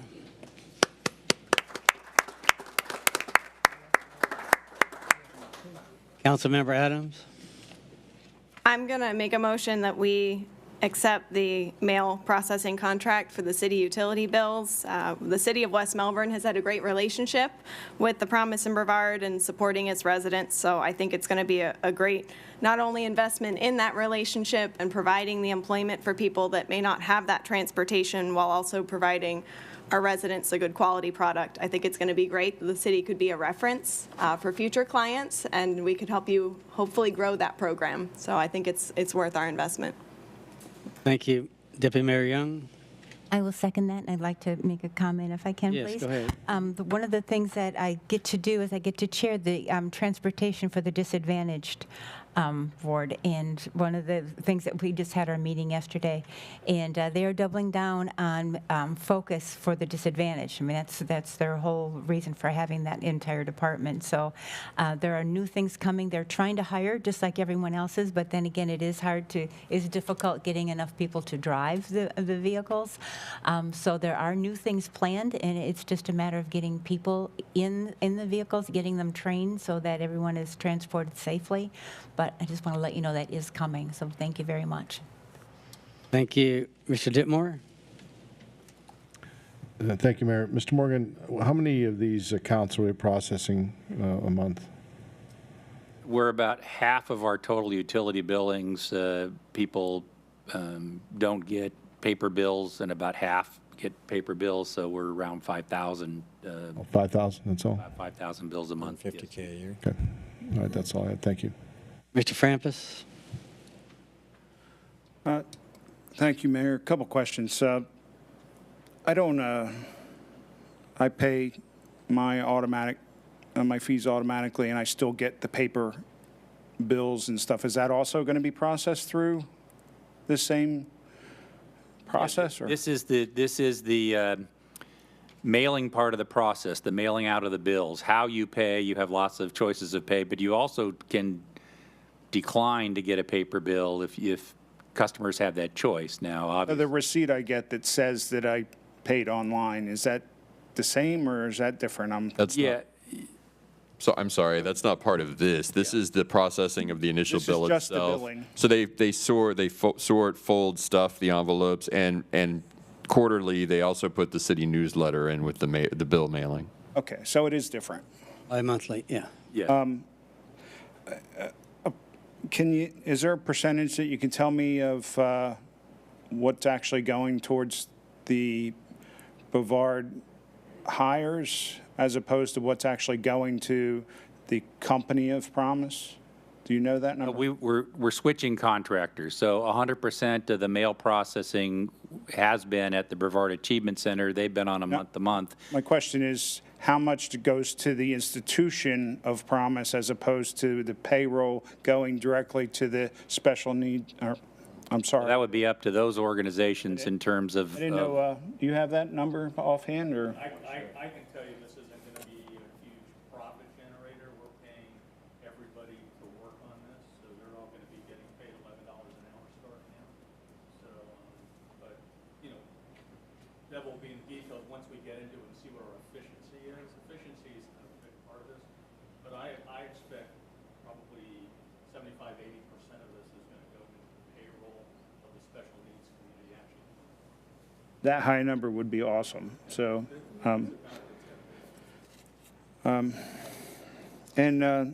if you could step up to the mic, I do have a question for you.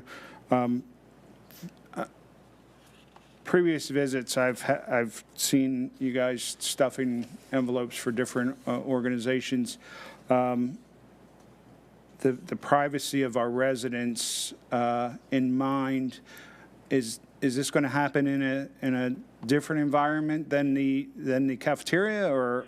We have converted one entire room into a mailing and fulfillment center, where it's going to be protected, and so if you've been on a tour and you've seen our kind of art center area, there's one part of it that is easily cordoned off. In the back of the arts, yes. Well, in the back there, that's a computer center. That's a computer lab.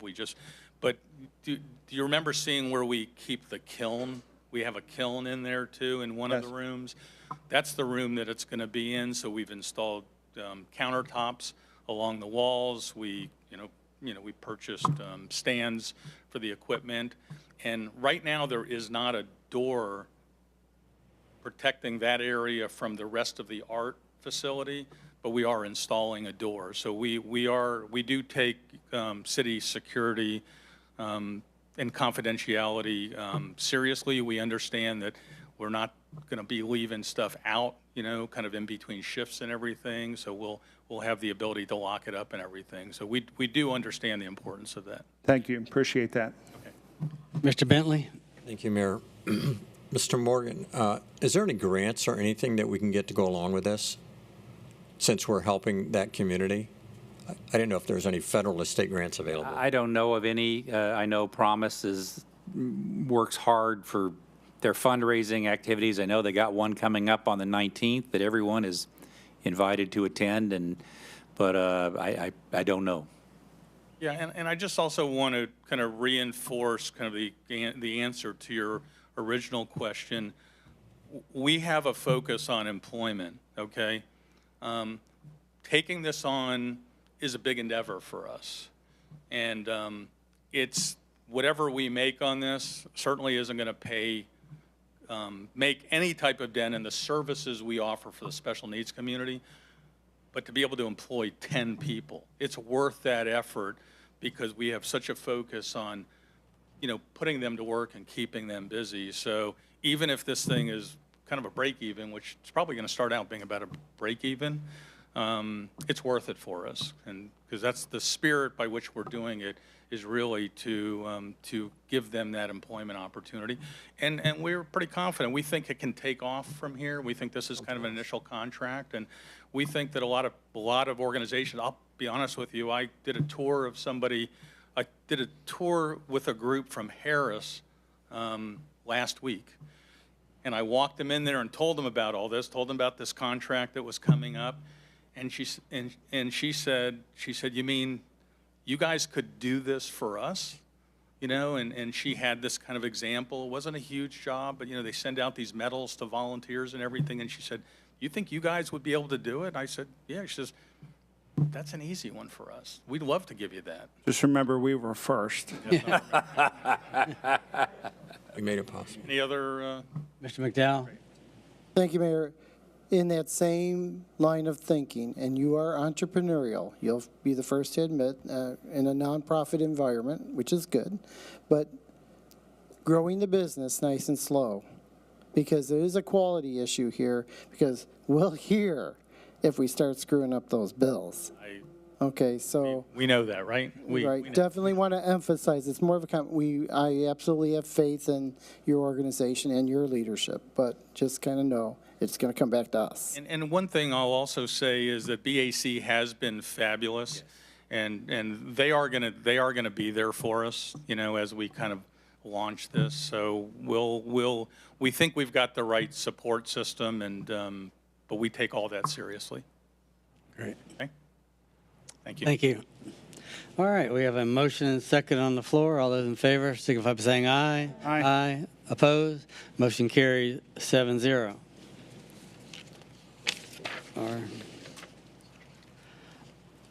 Our next item, 8D, task order with ISS for Melbourne Estates.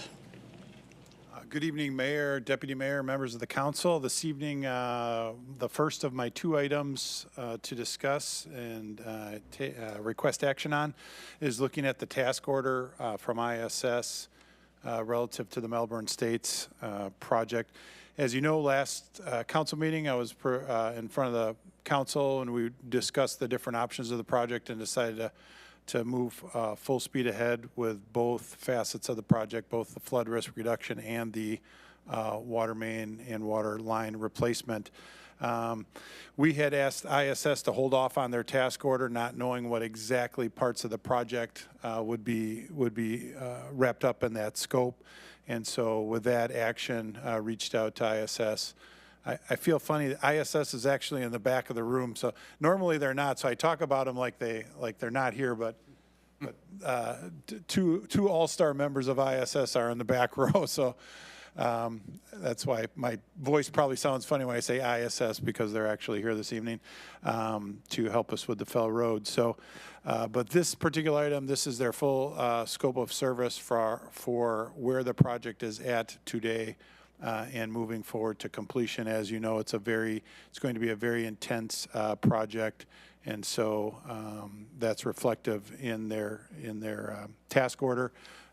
Certainly think the price is reasonable. We've reviewed and discussed it with them, and asking for the council to move forward with a task order for ISS not to exceed $405,724.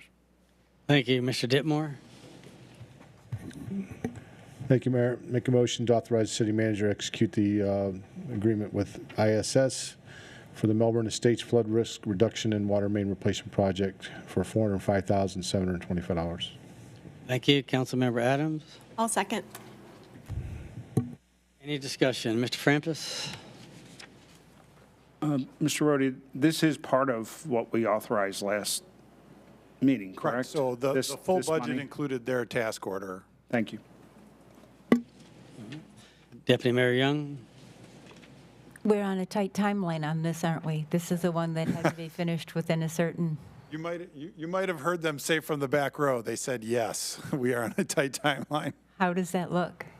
Great. We had our pre-construction meeting with Wickham last week, talked about some logistics. They hope to be hitting the first shovel of dirt 60 days from that pre-con meeting last week. So we thought that was pretty aggressive time frame to get going, so we're excited.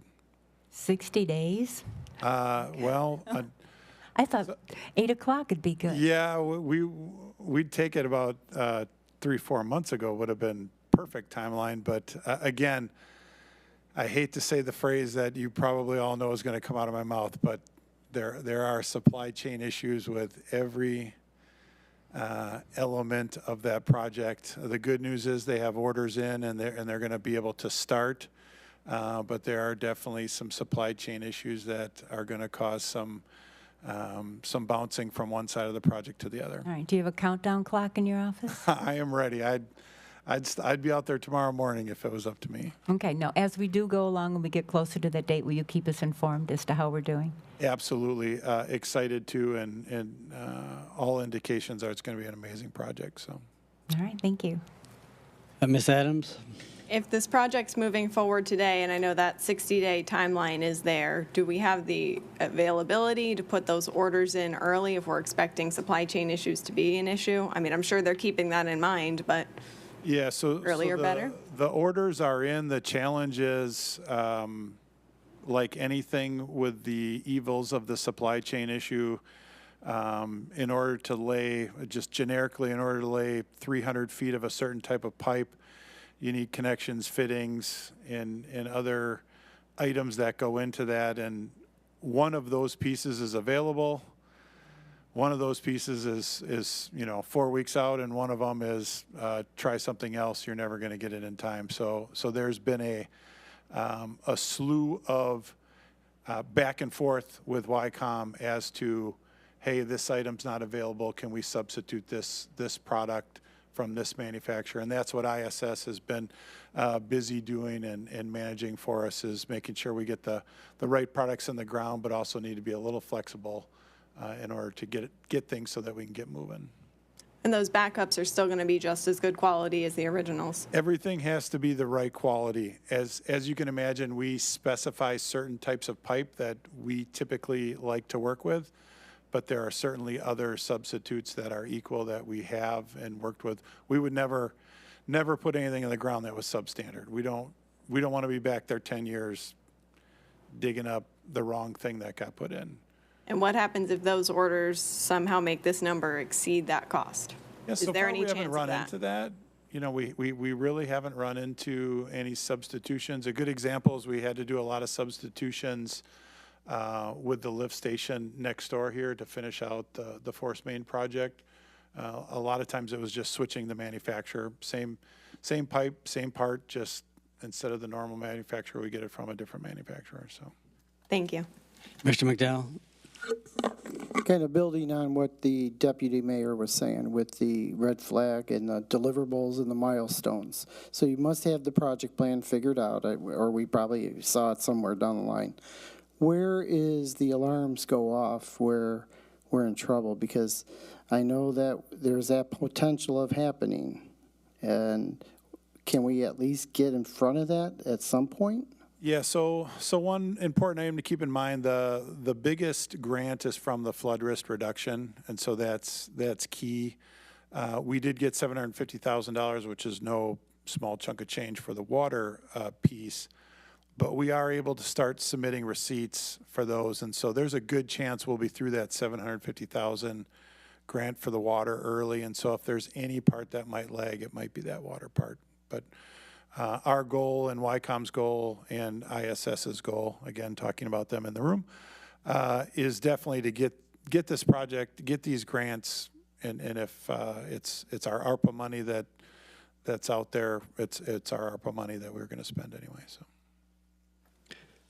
sometimes communicating with our residents hadn't been our strongest point. Where are we with that process and letting them know we're digging up their yards, and we don't mean maybe? yes, so the council, just like the Meadow Lane project and the septic to sewer project letters, the council will be getting a copy in their box this week of the letter that's going out to the Melbourne Estates residents, letting them know that YCOM is hoping to be staging in the next 45 days and putting shovel in the ground in 60 days. So we have our schedule now. Now it's time to communicate and start the back and forth with the residents. Mr. Frampus. Thank you, Mayor. To back up to Ms. Adams' question, if you overrun the number of 405-725, your procedure is that you bring it back to council, correct? So that's simple as that? No. So No? No. So, well, I think we're, just to clarify, the task order from ISS is a not to exceed. Task orders are typically not an item that are going to go over. If we see changes in the contract, that might be something that adjusts, right? So 6 months down the road, we might find that we hit some bad dirt. There's some contingencies built into the contract and the bid. But if they exceed that contingency, then the contract amount might go above. ISS task orders typically, and any of the engineering task orders typically are not going to exceed their not to exceed number. They do have. So what is the process? I mean, if we encountered something that would be so far outside of their scope, they would have to submit for a request for additional funds. Which would come back to council. That would come back to council. I'm trying to think if we've had any, not to put ISS on the spot, probably. We have not. Yeah,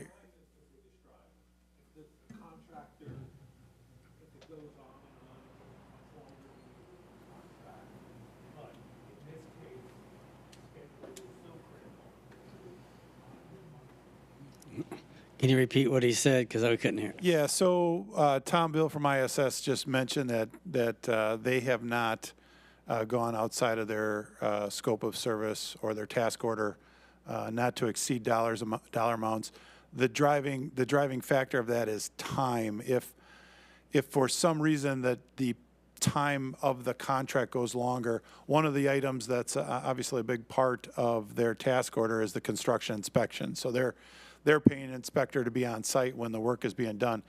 I'm sure they have some contingency built in, and for every day that nothing's being done, they're not spending any money. But if the contractor runs into challenges with the project and then needs to have inspection services out there longer, that's when we could see a potential change.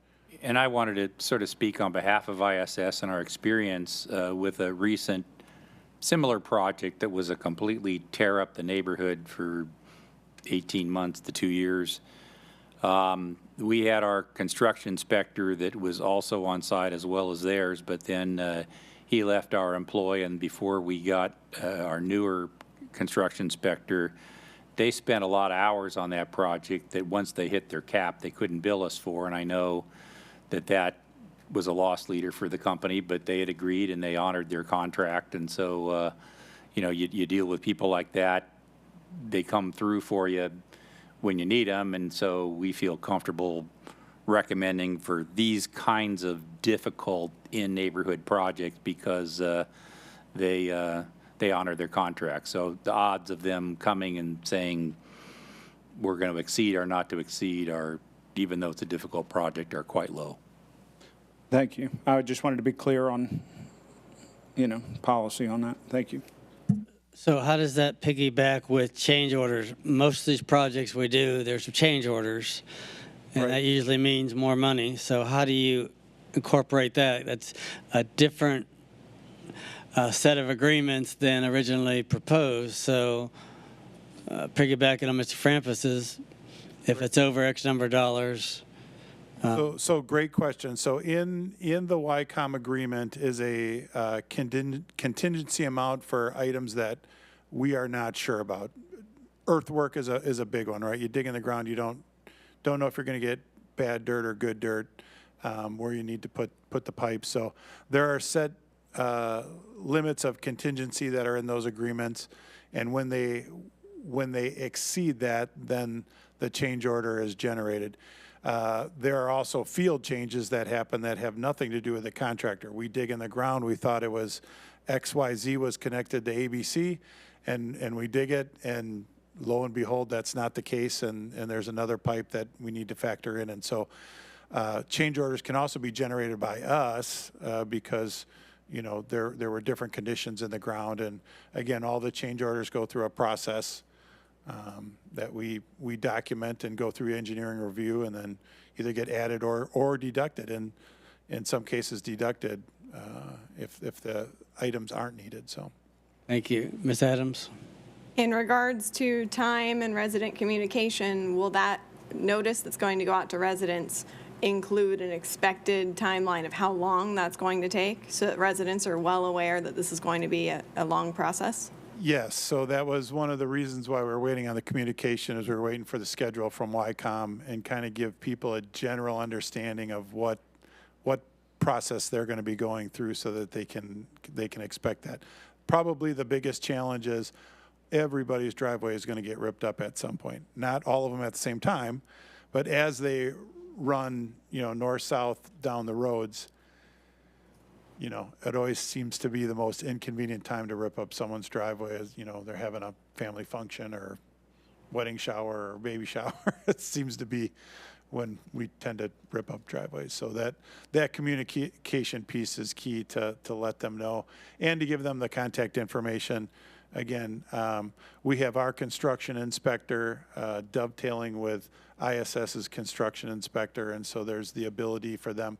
The key is for residents to be able to have a number of somebody who's going to be on site, who can call, swing down, take a look at their question, get them an answer, and if they can't get them the answer, get them the right answer. Good, I think that's going to be great. If it does, and I'm not saying it will because I'm hoping it won't, but if it does go beyond the expected timeline, do we have a plan for informing residents of what that'll be? And will we be doing that before the last day? Yeah, I mean, you know, hard to put ourselves there. It's like 2 years from now. But I like to think ahead, and yeah, I'm hoping it doesn't happen. We will know in the next probably 9 months where we're at with the timeline of this project. If, you know, the good news for the city of West Melbourne is we have ISS as a phenomenal team, and WICOM has been in the past for us a phenomenal contractor to work with. So we don't anticipate it going any longer. I think if you looked on our website, we still have up some of the sample of the communications we had with residents for Sylvan Estates, kind of a similar major undertaking. We were in constant contact with the residents. I don't think the council got any complaints that entire time.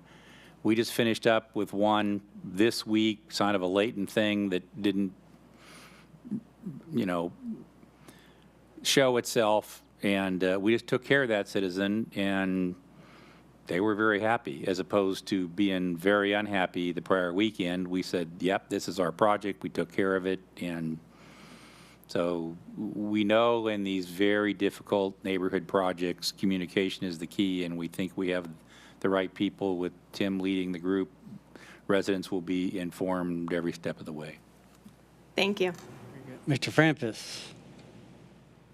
I'm sorry, one more question, just because I don't know. Do we have, or what is our responsibility for residents that have invested quite a bit of money in a specialty driveway stamped, or I just don't know. Do we have any responsibility there? Maybe Mr. Bill, Richardson? are you in the room? Um, Do you want to take that, Tom, or do you want? It might be a better question for Morris or Tomville. Tom has been our West Melbourne resident expert from doing several of these in neighborhood. So I'm sorry, can you repeat the? I was just wondering if the city has any responsibility for specialty driveways stamped or stenciled, or I just don't know. I'm just curious of, do we have any responsibility to restore it as we found it? Yeah, we restore it in the condition it was in previously. So, and that can be difficult in some cases, but that's what has to be done. Wycom has done that on a similar project. It was very difficult with, great success and satisfaction of everyone, but that's the standard, yes. And we require the contractor to video the entire site before they start, so they see the before condition. So if there's ever a debate about what it was, we roll the video.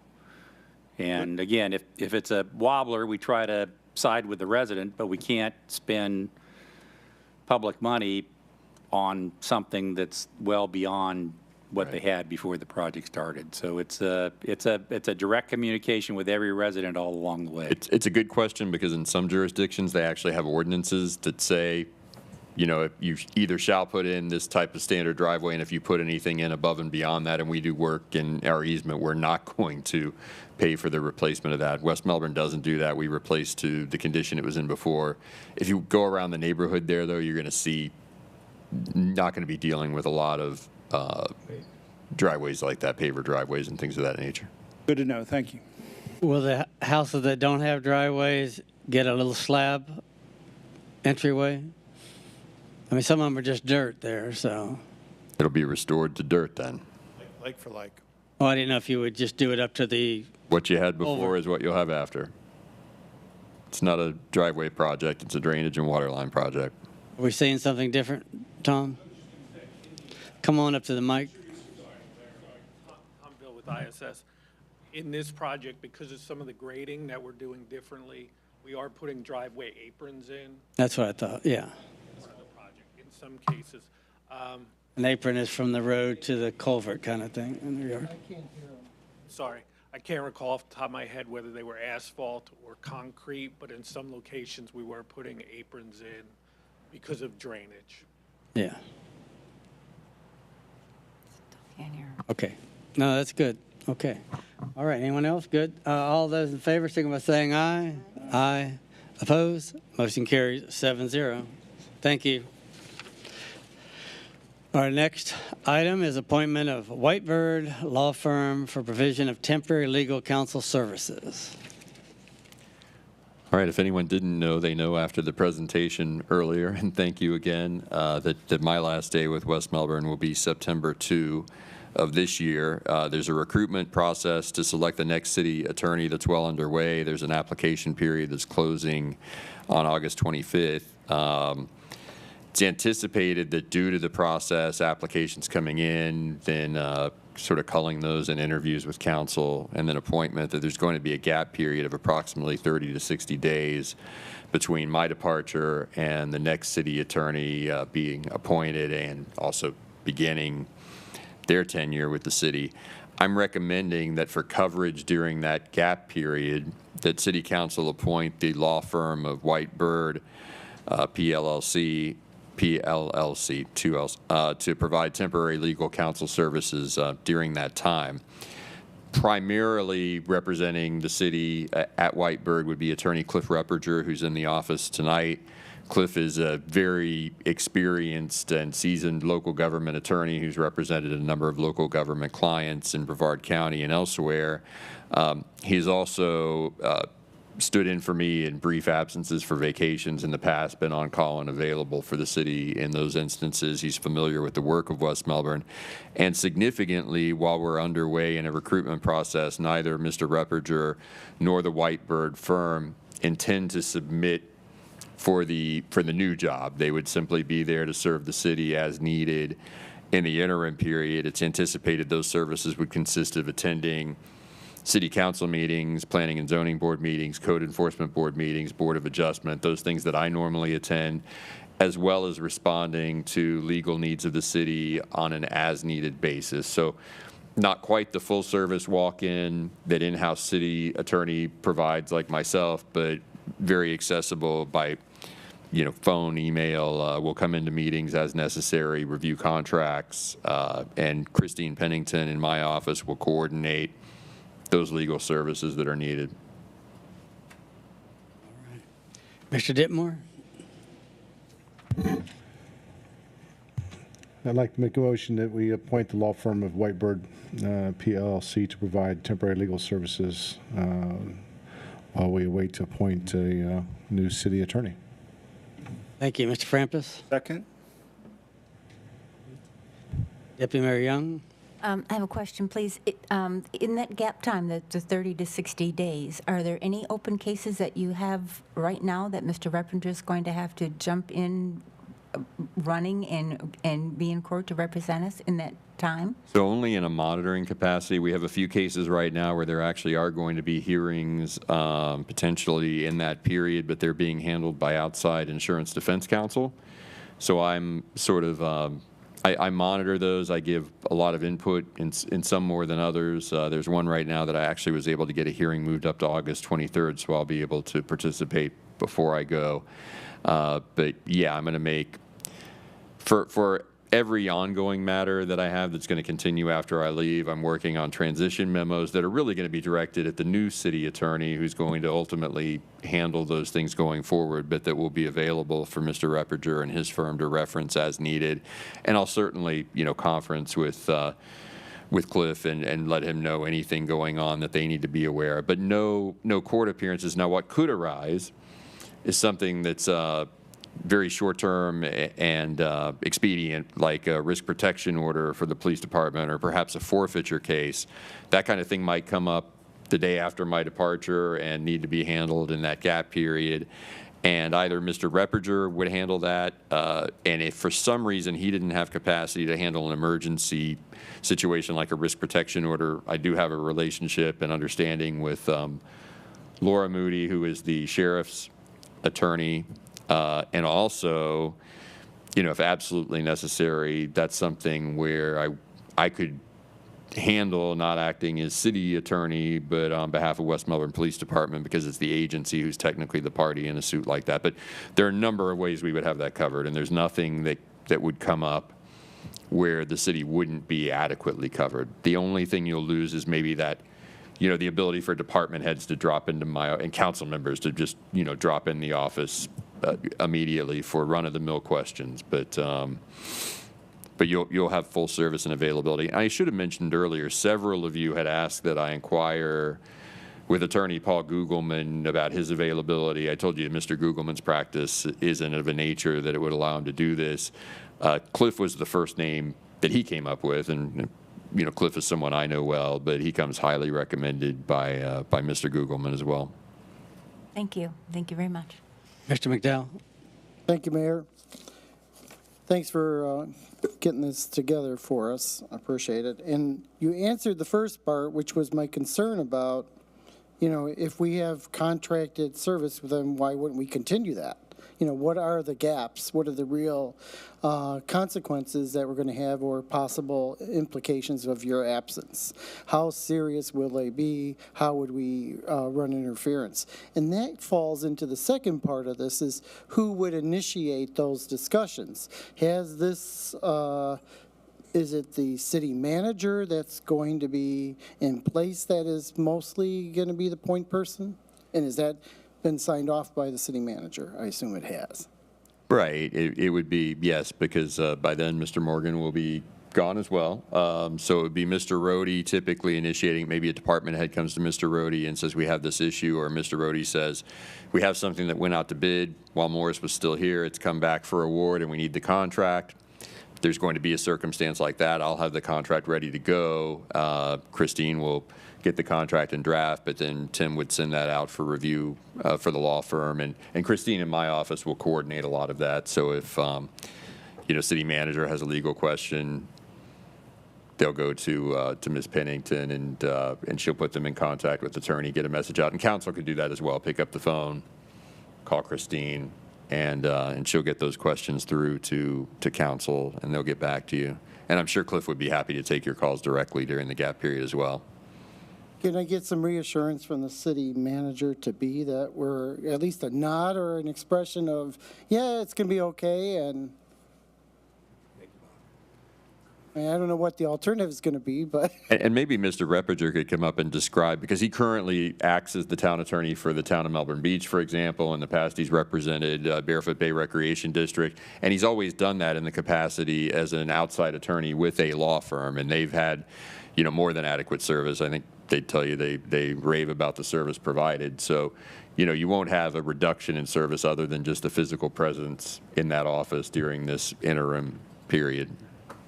Yeah, I the past 19 years, never been lucky enough to be in a community with in-house representation, and certainly in this last year have saw the absolute value that it provides to the organization.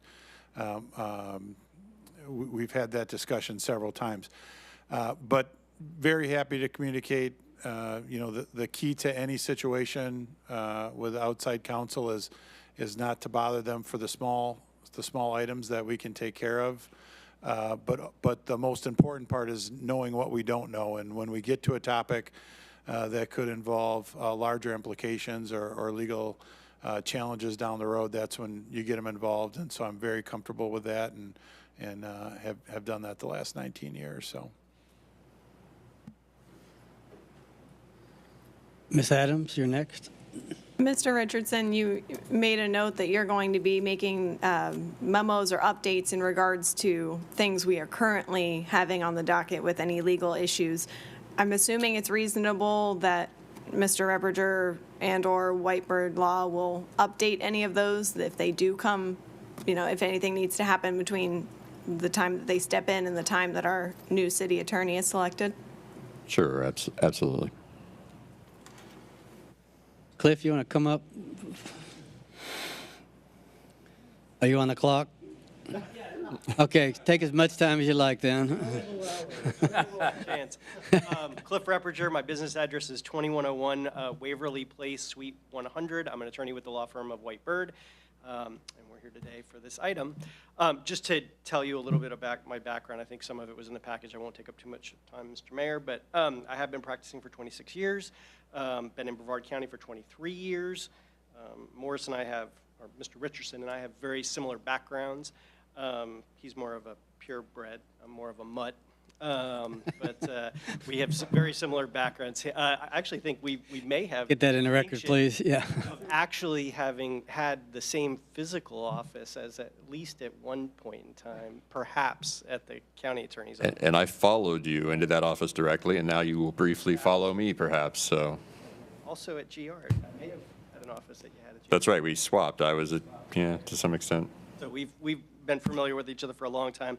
My practice, I have a third split basically of land development, transactional real estate, and local government law. As Mr. Richardson said, I have represented the town of Melbourne Beach since 2014 as outside contract counsel, so I'm intimately familiar with the relationships and how the workflow of how to communicate into an agency by their town manager or their city manager. I know you've got a lot of changes coming up, so that's a little bit, I'm sure, of a concern for you guys, but we will try to, Mr. Richardson and I talk on a lot of issues, and so we have a good communication flow. I'm sure that we'll be able to get you a good service and representation over that gap period, and then obviously your city manager transition as well, so you'll be going through a lot of transition, but we'll try to make that as painless for you as possible. But we are very familiar with that process of communication through the city manager's office and getting those assignments. And the rate that we proposed is the same rate that I'm charging for Melbourne Beach right now. How happy they are depends on the day that you ask them with me, but in terms of billing, they seem to be relatively happy. And I was also the attorney for Barefoot Bay Recreation District for a number of years. We had the exact same relationship. I did it for about 14 years, and it was pretty seamless from that aspect of being outside counsel, so I'm certainly familiar with that.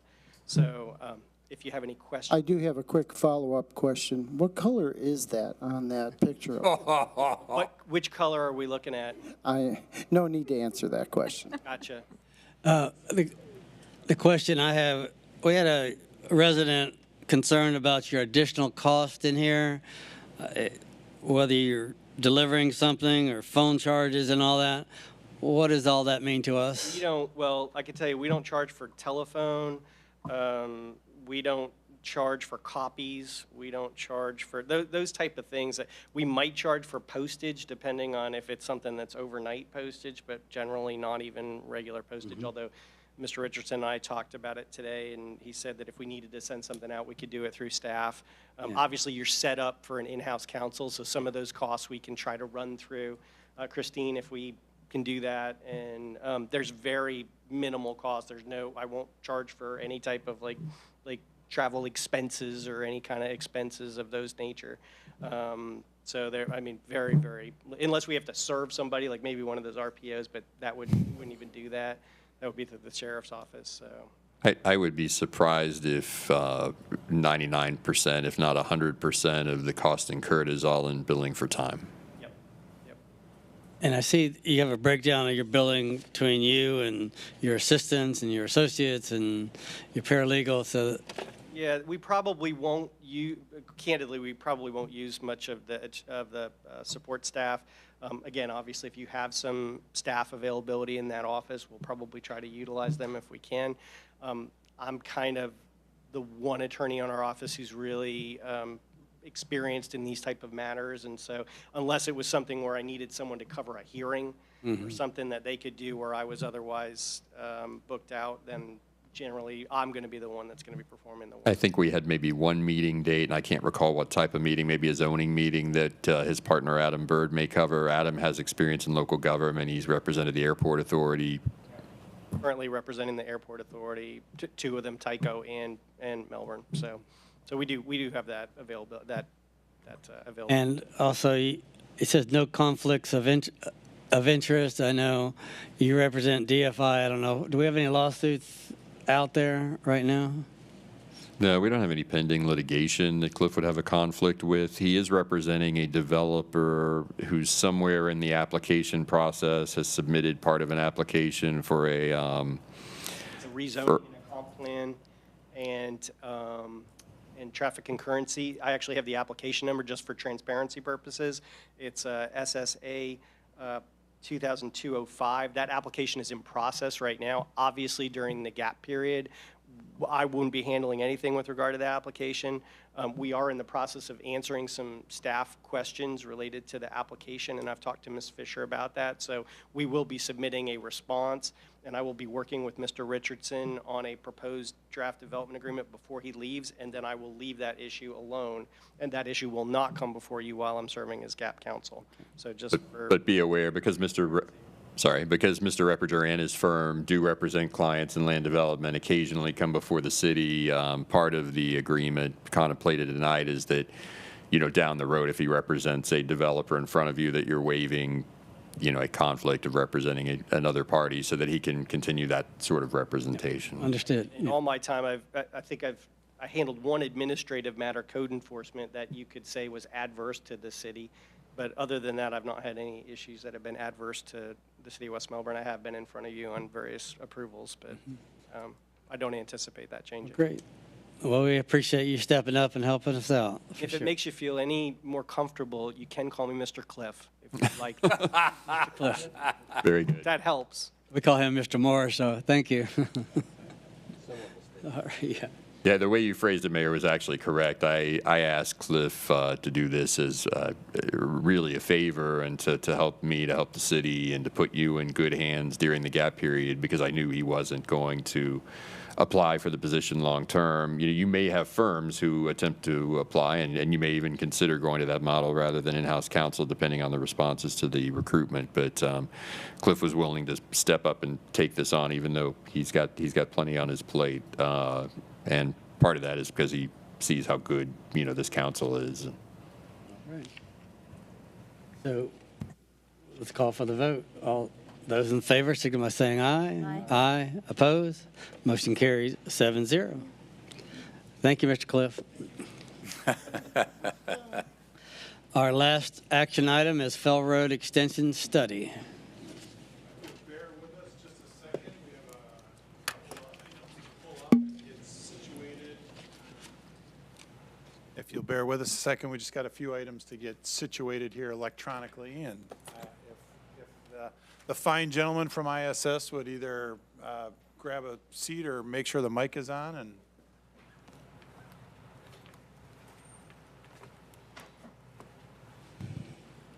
Cynthia, we have any more speaker cards or anything? Oh, I didn't see them at all. Okay, sorry. Oh.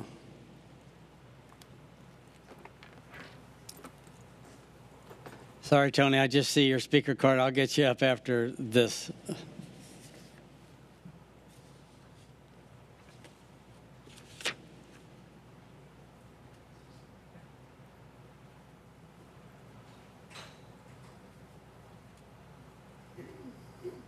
so just to clarify, so what I have pulled up is 4 or 5 slides of a PowerPoint just to kind of walk us through. Tom Ville is here representing ISS, as well as Brian Stahl is also backup in case we run into some issues. We got the full team here. So also pulled up are a couple of images of the 2 proposed road options, as well as the study that ISS performed. So at any time, if you want to take a look at the picture of a proposed road, or something that was in the study, a picture from the study, or back referencing the few PowerPoint slides we have, just let us know. Fully intend this to be very interactive and kind of discuss the Fell Road project and see if we can get some direction from the council this evening. So as kind of back up here to how did we get to this point? So a comprehensive plan many years ago was put together. Part of that comprehensive plan talked about some transportation, parallel roadways and different advantages to relieving traffic. 4 roads were identified as completing or extending them. Florida Avenue, Henry Avenue, those both have been done, both successful projects. The last 2, Fell Road and the Doherty Fell, which became the Doherty, Heritage Oaks and Doherty extension, are the last 2, which are obviously we know Heritage Oaks and Doherty is in progress to get the permit for. So Fell Road leaves the last project from the comprehensive plan, and something that the city council at one point in time through the plan identified as something that we would like to extend the road for. Also a special note, a couple of special notes at the bottom of the slide. One being that, this was identified, we talked earlier about the developer impact fee dollar amounts for road improvements. This was identified both by the city council and then approved by the county as a project for those funds to go towards. We have spent some money here with ISS to identify at a high level whether this is functional and make sure there aren't any glaring issues that would prevent this project from ever moving forward. And so that's what the analysis is going to be tonight. But the other item that we did spend some money on is we did purchase the house at the end of, along Doherty. That would be the connection point of the new proposed Fell Road and Doherty. There was a rundown house that the city had purchased, demoed, and is now would be part of the right-of-way that would make up the Fell Road extension. And so wanted to point those items out, as well as to just give you a rough number, well, an exact number of residential homes that would benefit from the Fell Road extension. And those are homes that access onto Fell Road and essentially would be able to, instead of going currently going west to Hollywood, they would be able to go east to Derry and move from that direction. And so wanted to point out some of those items. And so with that as kind of the backstory, I probably didn't do it justice, but as that is kind of the backstory to the Fell Road, I'm going to turn it over to Tom with ISS and kind of walk through the analysis that they did, and then walk through some of the options. And again, at any time, questions, comments come up, feel free. We can jump around to different pictures in the presentation. Is this on? Yep, okay. Thank you. Again, my name is Tom Vill. I'm with Infrastructure Solution Services. We were tasked with developing a concept, doing really a feasibility analysis of physically constructing this roadway extension that, as Mr. Rohde said, was in the comp plan, so that you could get a good cost estimate, understanding of what the challenges of the project would be, and make a decision whether you wanted to go forward or not. In doing that, we'll present briefly tonight 2 options. There are a range of minor revisions that could be done to either option, but these give you 2 paths forward should you choose to go forward with the project, and an understanding of what that would cost, and again, the benefits and challenges of each. Do you have option 1 you could bring up? Let's jump to option 1. So this is probably not the best slide for option 1. Let's jump to the picture. Here we go. Okay. So can everyone see this on their screen? Is this size? Yeah, we have it here. Before I dive into both options, I'm just going to take about 90 seconds, give a little background of what is really driving the engineering design here. So on the west end, the existing Fell Road is a 50-foot right-of-way, typical local street in West Melbourne, has no sidewalk on either side of the road there. As you move east, you get into the right-of-way, which is 86 feet wide. And then as you get further east, close to the Derry Road end, the right-of-way narrows to 40 feet. However, as Mr. Rohde said, the city has acquired those 2 properties, so you actually have a 120-foot width, actually greater than 120-foot width to work with. You'll see we have a jog in the road there that is twofold. One, we want to line up with the intersection on the other side of Derry Road, but also we were reserving that property for stormwater basins when you get into the detailed design. We want to make sure there's adequate land to put stormwater ponds in, and make sure that that does not become a problem later on in design. But that area could be refined if you choose to go forward during detailed design.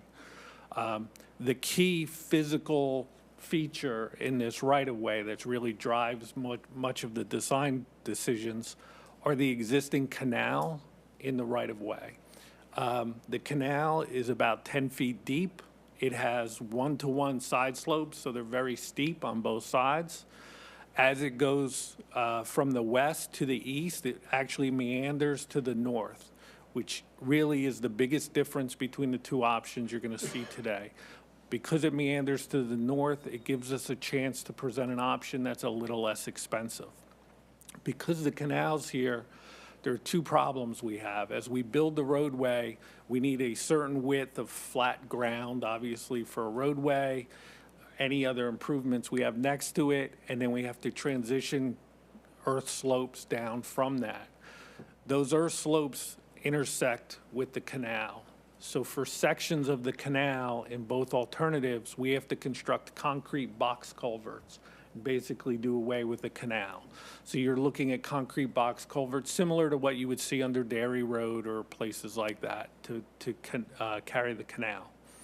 Because it meanders to the north in the middle, there is a section of roadway in option 1 where we don't have to build a box culvert, but we could put a retaining wall instead to satisfy our requirements, our grading requirements for the roadway. And that's really the biggest cost difference that you see between option 1 and option 3.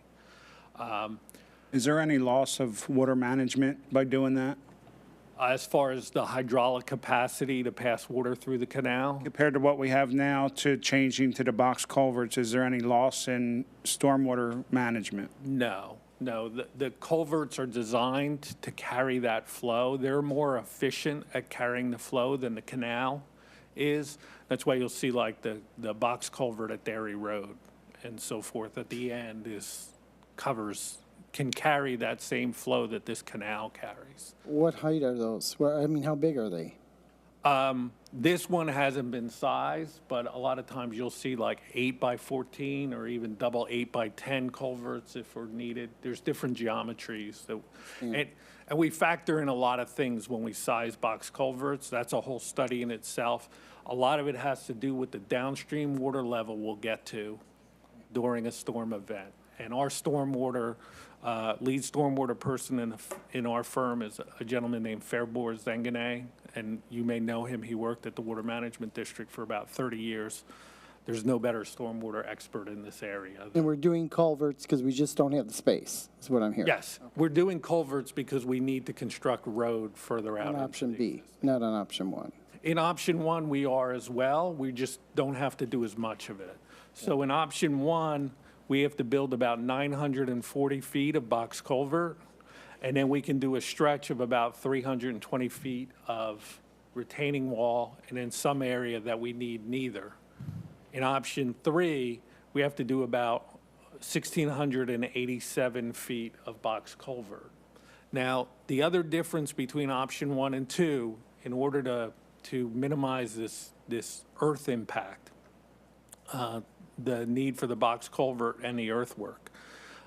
In option 1, the curb line for on the south side of the road would be 7 feet off the right-of-way line. That's the closest you can physically get to the right-of-way line, responsibly get to the right-of-way line.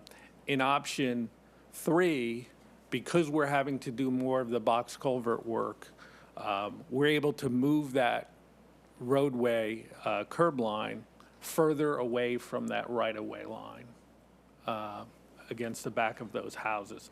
In option 3, as we have it presented, right now it sits 12 feet off the right-of-way line. If you look in your standard typical neighborhood where a local street like this would be, in your front yard, it's typically about 11 feet from your right-of-way line to the curb line, but that includes your sidewalk and utility spaces and everything else through there. So those are the other, that's the other big difference between these two options.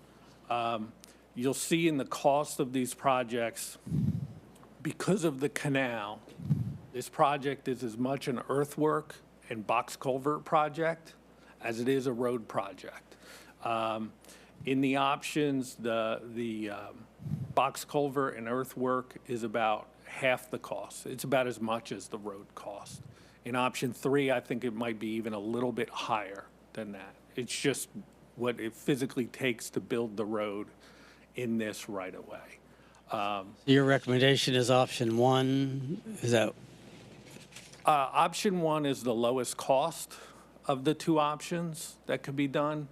If you have a concern about the proximity to those houses to the south and you want to move the road further, option 3 gives you more ability to do that. Once you start building and put box culvert through that canal for that long of a stretch, you have the ability to move that, a lot more flexibility to move it. Is option 3 in our packet? Because I'm only seeing 1 and 2. Just two options. There is no option 2.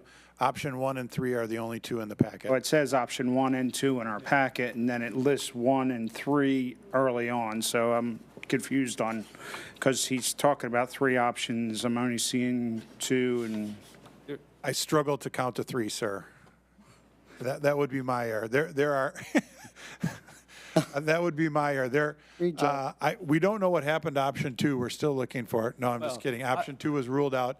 The 2 options in front of the council this evening, option 1 and option 3. so the option that's listed is option 2, that's option 3. That's option 3. Okay. Gotcha. So option 1 that you see here is about $3.25 million for construction cost. Option 3, if you flip to that, which involves basically putting a box culvert through the majority of the length of the canal, is just over $4 million. I think it's $4.08 million. And one of these, you said, do we have to acquire any right-of-way? You do not have to acquire right-of-way for either of these. So it's an $800,000 differential, 3.2 to 4 million. Correct. 800,000. So for $800,000 question, is there ongoing cost with a culvert versus an open canal? Is it higher cost long-term? The life of the culvert? Wouldn't a box culvert be safer? Along with that question? So culverts are typically considered 50-year improvements, so it's 50 to 100-year improvement. So the life cycle cost of it, the culvert won't require any maintenance during that time period. We could name the culvert after Mr. Morgan then. The new one.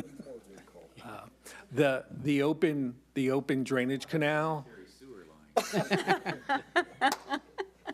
Maybe they keep it up, you get the executive men's room, but go ahead. An open canal does require maintenance. You have to periodically get in there once to twice a year and cut back. The box culvert is closed in. A canal is open. It's a deep structure next to a roadway. We would guardrail along that area, but obviously a closed-in box culvert has some additional safety. Is there any runoff now that the open culvert gathers, or you put a opening so it all funnels in there? Exactly. We would design it to collect any runoff that currently comes to it, intercept it, and direct it into the box culvert. Which option gives you the power to move the road further north? Option 3. That's the resident one. I'm sorry, Deputy Mayor.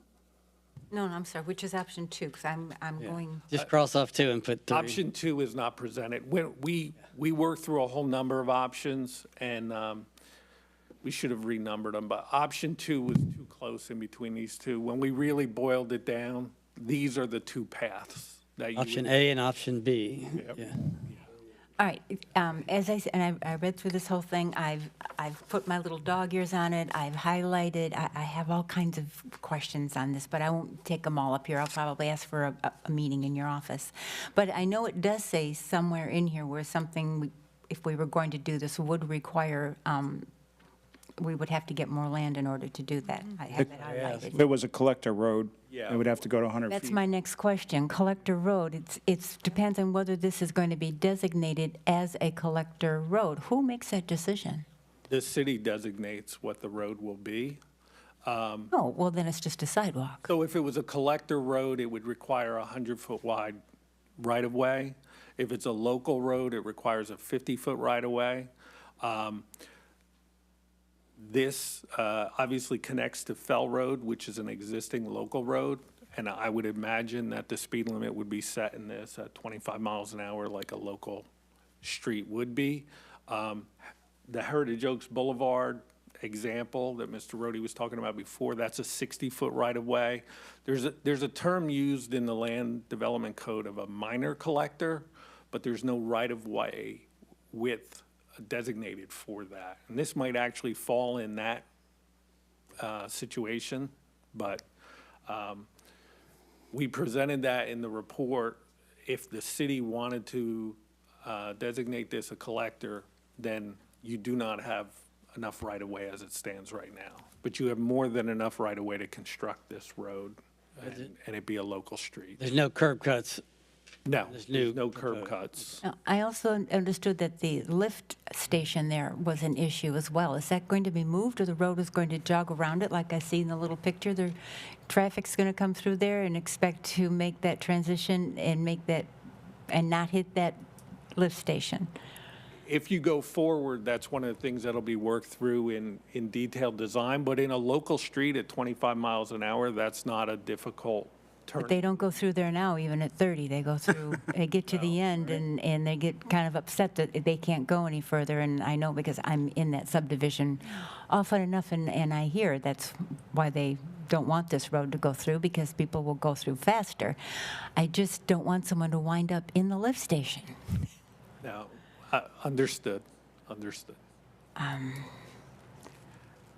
sure I'll be asking for a meeting on this in your office.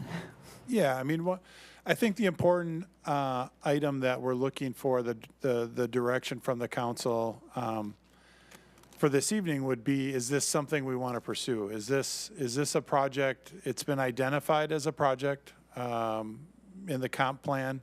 It's, the council prioritized it at that time.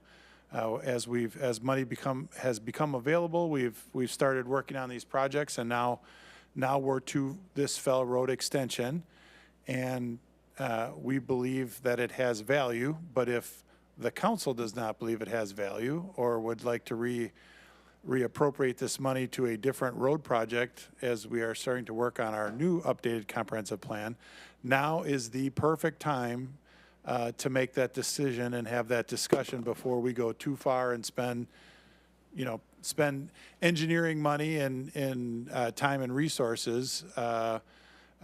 We just want to get a reference, point of reference from the council at this point in time, if this is something we still want to pursue as a project and invest more money, or is this something that you appreciate the information, but not at this time. So I would think since it's in our comp plan that we need to move forward. But everyone up here knows when you build a road, it's ugly. You're going to fill this chamber. When we put Henry through to Derry, people came out in droves. When Fell Road, the road we're talking about, maybe 15 years ago, it was proposed by the developer that built a housing development, but then the existing housing development didn't want it. And they were loud, they were vocal, they were in your face, and council backed down. Same thing we know, Henry and Heritage Oaks. People get used to looking at the trees in the woods, but our job is to look what's best for the city. So that's a policy decision. Mr. McDowell? Thank you, Mayor. I would like to know if it's possible, rather than accepting the recommendation of A or B, if we can get, I just feel like we need more information. I understand the concept here. Out of the chute, I would think that absolutely, why wouldn't you provide additional places for vehicles to go? But there's consequences with that, and that's the part that's difficult, because I do not know what they are. And I saw the tabs, because I can see them from over here. She has a lot of them. So I am, and she's the deputy mayor is the TPO expert. I would be kind of wanting her to meet and hear what she had to say after that meeting, only because I don't even know what to ask. Well, I think the mayor just alluded to the punchline, if you will, for lack of a better term, is as this project moves forward, the residents in the two subdivisions along the proposed Fell Road extension who don't have access to the proposed Fell Road extension are probably not going to be happy about this project, and will probably be very vocal about that. So that's, I think I think the longer you do this, the more you realize that is a reality, and so those things need to be evaluated, and that's the hard job of the council is to evaluate those items. But I think that's the consequences are at some point in time, they're going, residents are going to come and have a strong opinion, and so if I'm all for concept, but I got to have an idea of quantifiable. I mean, what are we talking about to even get to that point, to even create a concept? I would say just looking at a picture, looking at the report, yes, it makes sense to me. Let's, how much does that cost to get to the engineering? I guess, that would be the question that I have, is what would be the next steps if we all said, or we had a majority vote to go forward with concept? Yeah, I mean, a task order to do an engineering is going to be roughly 10 to 15% of the project, and so you can figure $300,000 to $400,000. $300,000 to $400,000. That's the question I want. To Okay. get a set of plans to bid, and through the bid process, and then a low bid in front of this council to say yea or nay. I think what I'm trying to politely say, echoing on the mayor's statement earlier, is if there's no desire of the council to approve that, let's not spend the $400,000 on the misery. If there is a desire, and we can keep going on this, and we're not suggesting it's not our job to suggest we can find a solution to anything that makes everyone happy. We know we can't make everyone happy, but we also know that there's a reality, and so that's kind of the question at hand. And if it's a desired project, then we can move forward incrementally, but again, going to start spending money. And so as we start spending money, that's the question to the council. I guess, Mr. McDowell, if you can snap your fingers and have the road connected from Fell, where it ends now, to Derry, would you do it? I guess, is that a fair question? So if they can't do it, Well, I think it's pretty clear, Mayor, that the council wants more information. I mean, obviously, we want more information before approving a task order. I mean, we all have questions. Andrea has a whole book of questions over there, and I got quite a few myself, and I'm not comfortable approving something without having all the information. would you give me an example of what question you have, or them? Whether we need it or not.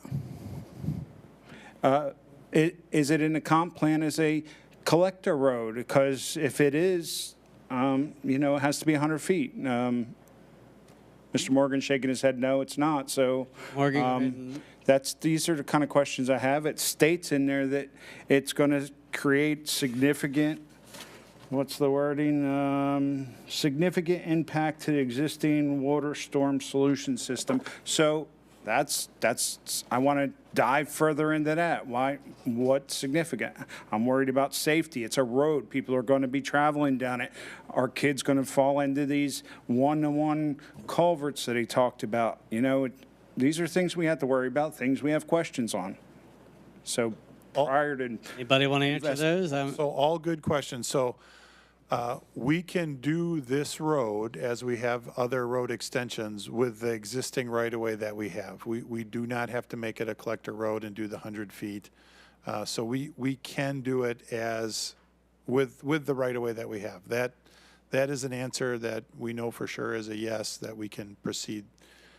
It won't have, depending upon which option we pick, it may not have a sidewalk alongside of it, but that's, a decision that we'll have to make, the council will have to make at some point, whether we do the little bit larger project, which gives us room for a sidewalk, or we do option one, which doesn't give us room for a sidewalk. So I think I'm comfortable answering that one. As far as maybe, do you want to tackle the stormwater implications? Sure. The significant stormwater implications are a box culvert can be designed to handle all the water that comes through here fine, meet the current standard of service and everything that you have there. It's just that when we say it's a significant impact, we're changing from your canal system to this box culvert. It sounds a lot safer also. Is that correct? It is safer. You mentioned danger of the one-to-one slopes of the canal. That exists now. That exists. But we're not opening it up to the, it's kind of like confined back there right now. If we open it up and people are going to be walking down the roads, and you're talking about not putting a sidewalk in, so could there be potential for children, as they do, fall in the culvert? I mean, And that would be a consideration, and the box culvert is safer. It's closed in. When you have a box culvert there, you would basically just have a sodded grassed area over top of the box culvert. so that's option 3 in your packet. Yes. So the recommendation is to move with option 1. So these are kind of the questions that I'm worried about and want to address. And I don't know that we can do it in 30 minutes.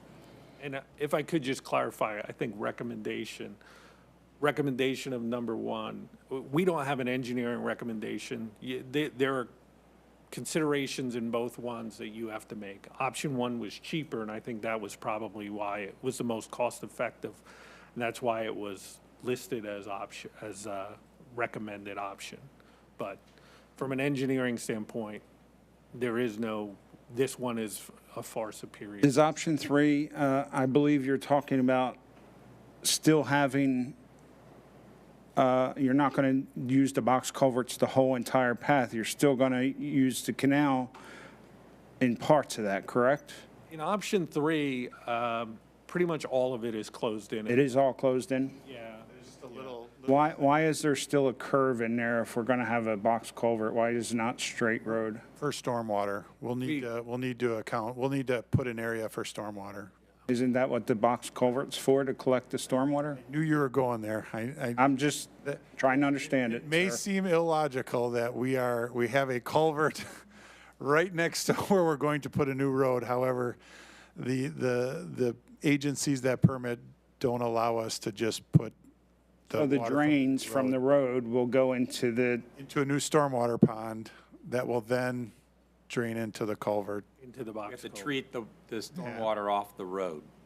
So it has to be absorbed, I bet, and then go into the stormwater system, correct? Is that right? Correct.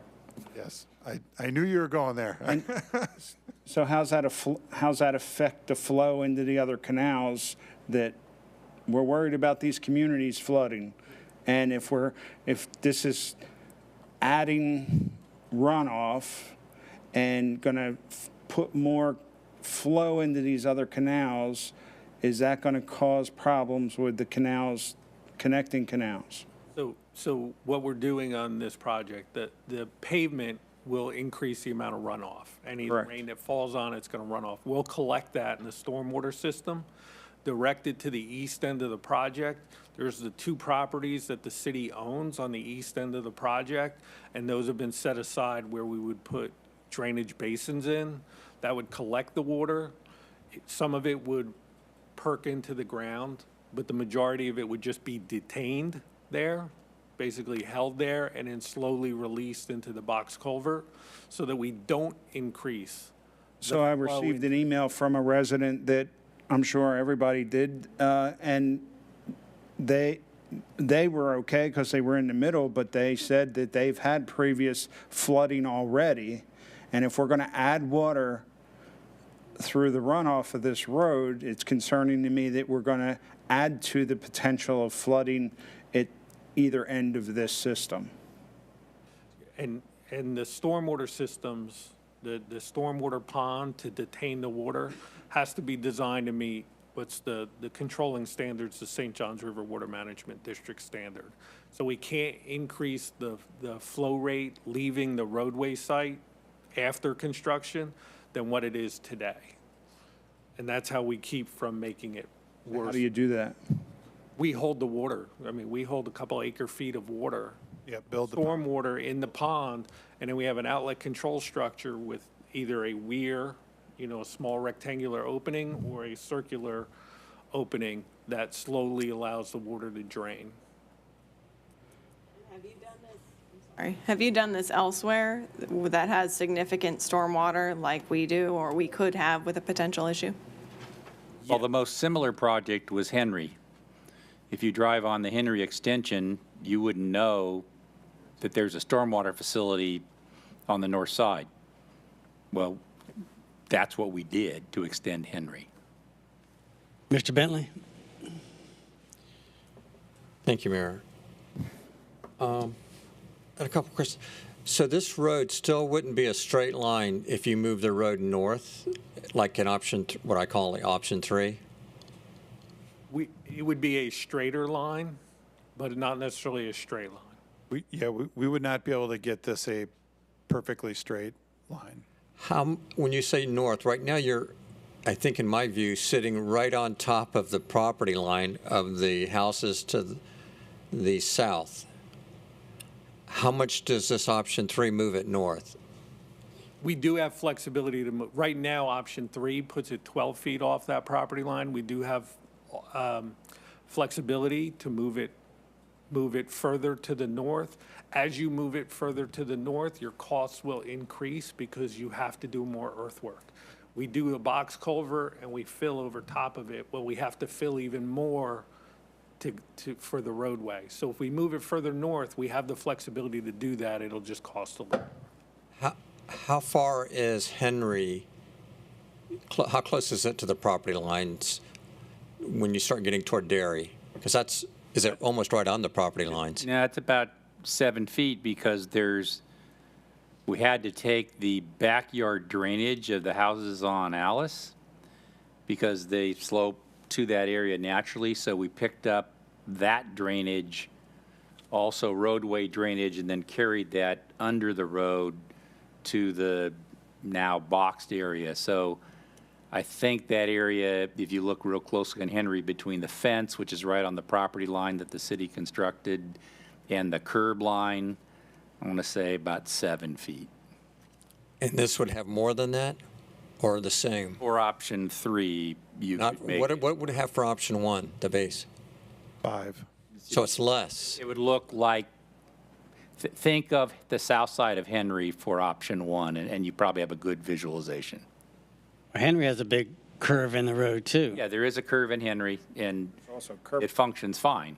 Right, but you're getting really close to, you're getting even closer to the property lines on this proposed road if you don't move it north than you are on Henry,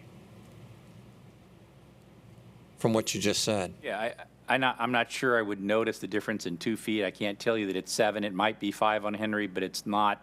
Close. It's close on Henry. The vertical curb, there's no sidewalk on the south side. It picked up drainage from those yards. We made the fence, the bottom of the fence, so that we could pick up the yard drainage in addition to the drainage that hit in the roadway that was collected there.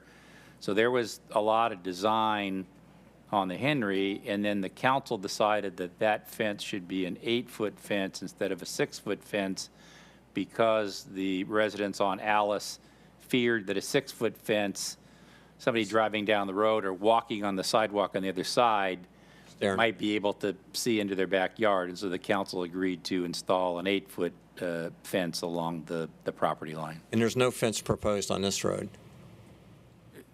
There's no fence in the cost estimate. Doesn't mean there wouldn't be a fence for the road. And in your judgment, is Henry busy enough to warrant another road? The times I go down, it's not that busy. Now, I do see it every now and then, a good bit of traffic at the Hollywood intersection. Henry serves a much larger purpose than the immediate neighborhood. It goes from Country Club Drive in Melbourne all the way well into the police foundation. It is a very good alternative to US 192. Yes, it is. The other parallel roadway is Florida Avenue, which also terminates at Hollywood, but also goes all the way to past Palm Bay High School. This is one that's kind of a neighborhood benefit project. The primary beneficiaries are the 632 residents that have direct access to Fell, but we would not expect outside traffic to use this because there's no reason to use the shortest segment when you could use 192 Henry or Florida Avenue. this is it truly is a local road, which is why I think we could do this in the existing right-of-way. The beneficiaries are People to the the north. property owners that are there to the west, the ones that would undoubtedly show up at your council meeting later if you proceed, are the ones whose backyards back up to it. So this is a who benefits and what are the costs and what are all the alternative costs. These are the hard decisions for the council that, you know, if you need more information, we understand that, but at some point, you're going to have to decide, you know, we have to proceed with what's in the comprehensive plan and our interlocal agreement with the county, or if we're going to abandon the project, we want to do it before we get into a lot of design engineering. We Serious spent money. time and money and energy where we could spend that on other projects. So it's an important decision, and we're trying to give you enough information to make that decision. But if you feel like you have more, then maybe that's the list of questions that, Yeah. you know, there's nothing driving the timing of this.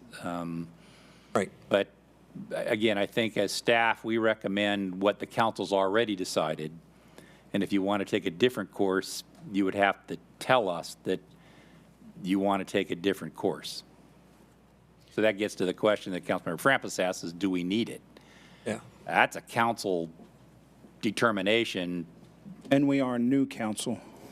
Correct. And some of these times you can't go back on what prior councils have decided. You know, the horse is out of the barn and you're so far down the road, there's no backtracking. This is one where if you chose to walk away from it, you know, now's the time before we go a lot further, recognizing who benefits and who's likely to show up and fill the council chambers, you know, later. Do we Just have because any- they're not here tonight doesn't mean they wouldn't be here. Mr. Ditmore, you're next. Thank you. So my recollection when this came up for council a couple of years ago, I think it went 6-1. I think I was the dissenter. I did not want this project to go through. I didn't think it was, I don't think there was much of a burning desire by the residents back there to have that flow through all the way to Dairy Road. I think they liked the situation as it was. So I'm going to cover a couple quick things. I drive either Henry or Florida Avenue. I sometimes will avoid Henry because of the intersection at Hollywood because of the backup of the traffic there. That is going to be solved at some point, I would imagine, when the Hollywood gets its expansion, when they widen that road, which brings me to the next point, that doing this project is not going to do us any favors for Hollywood as it is, because we're going to still be waiting for them to widen that road. Okay, so take that out of it. As I travel both of these roads almost daily, as I go up there, not Fell Road, but either Hollywood or Florida, there's not a lot of traffic on either one of these roads to begin with. I would really like to get the feel from the residents back there. And like I said, I've never had anyone contact me and say, boy, we need to get this road built through over to Derry. I just don't see it. And I think those people like the privacy of having that road dead end back there. They've had some issues over at Clement Woods Park with, we had the police issues. The people lived in Compass Point. That was an issue that came up about a year or so ago. They were concerned about the traffic that was going over there. There was some stuff that was going on that shouldn't have been going on. So, you know, that being said, so I'm going to make a motion that we table this till the September 21st meetings that we have, the 21st, I think. Make a motion that we table this till September 21st. That'll give an opportunity for some of the council to meet with staff, talk a little bit more, and I personally will meet with some of the residents out there at Compass Point and some of the other communities back there to see what's going on and to get a feel for it. Again, we do have a new council. That's my motion, to table this to the 21st. Motion to table. Do we have a second? Second. Okay. All those. There's no discussion. Not motion to table, they cut you off, sir. There's no discussion. Even though I have my light on first. Doesn't matter. Yeah. That's the way he rolls. Okay. Okay. So the motion on the table is to table this to our second meeting in September, is that correct? So they can have their private meetings and bring back more information. All those in favor, signify by saying aye. Aye. Opposed? Nay. Motion passes 5-2 with McDowell and Rose voting nay. All right. Please share your information you have, and thank you all for bringing that forward. Thank you.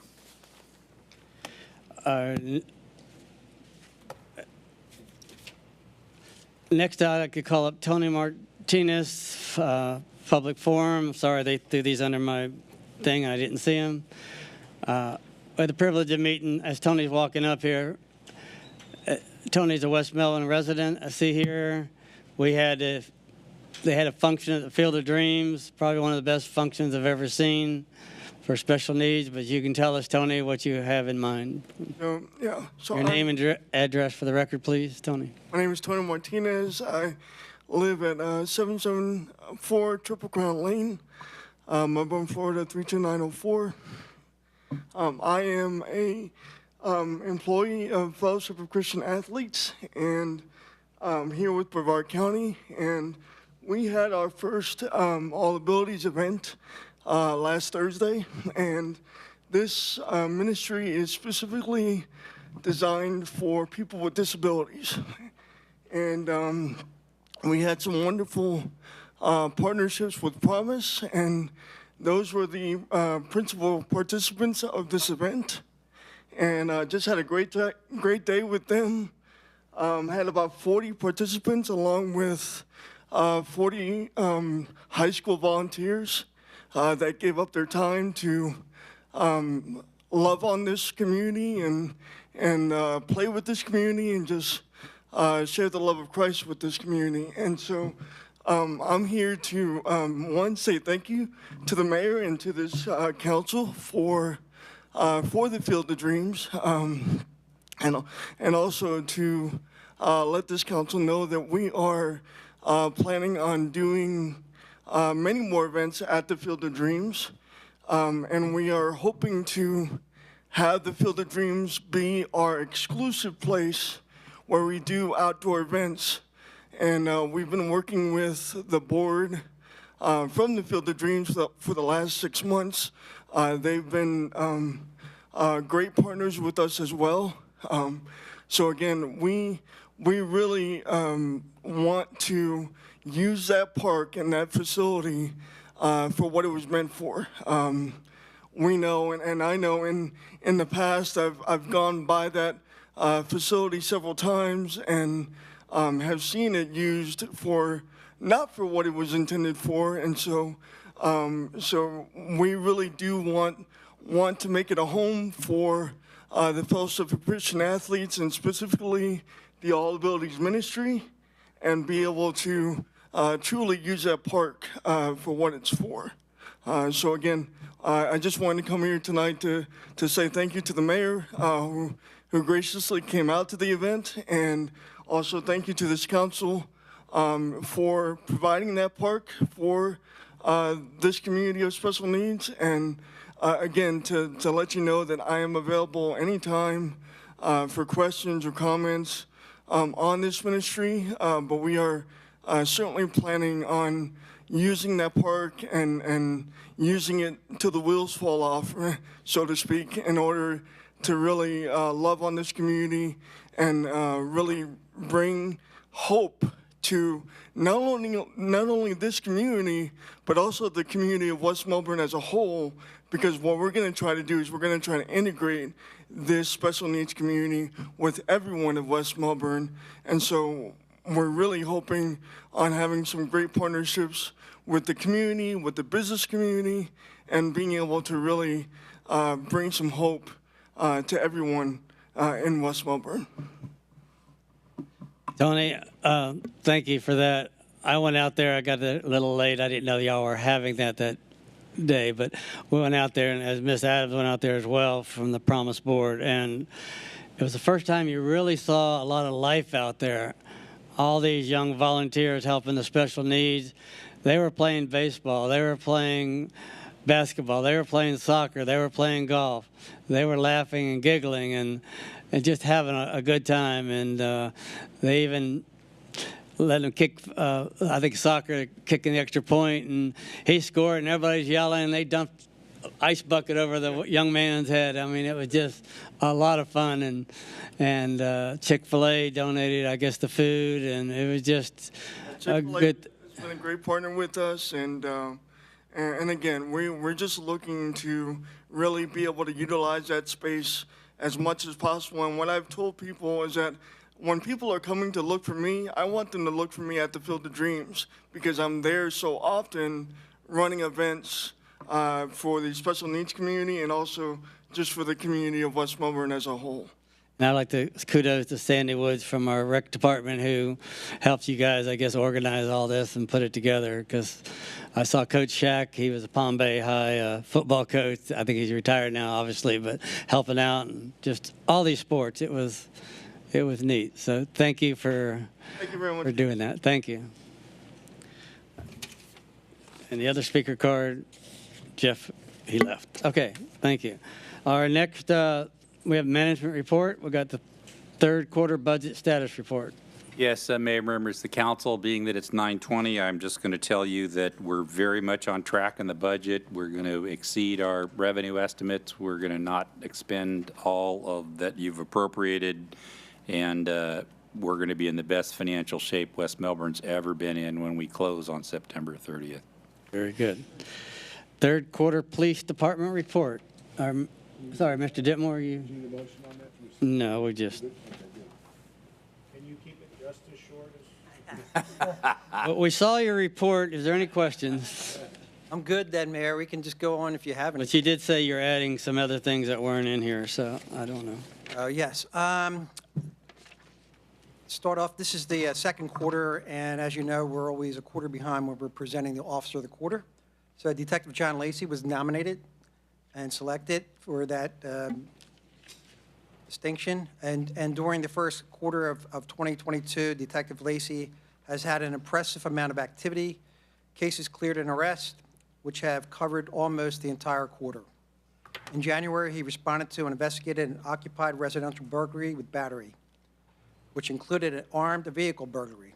In this sensitive case that unfortunately involved two former police officers, Detective Lacey quickly concluded this case, which led to the arrest warrants being served on 4 suspects with multiple felony charges.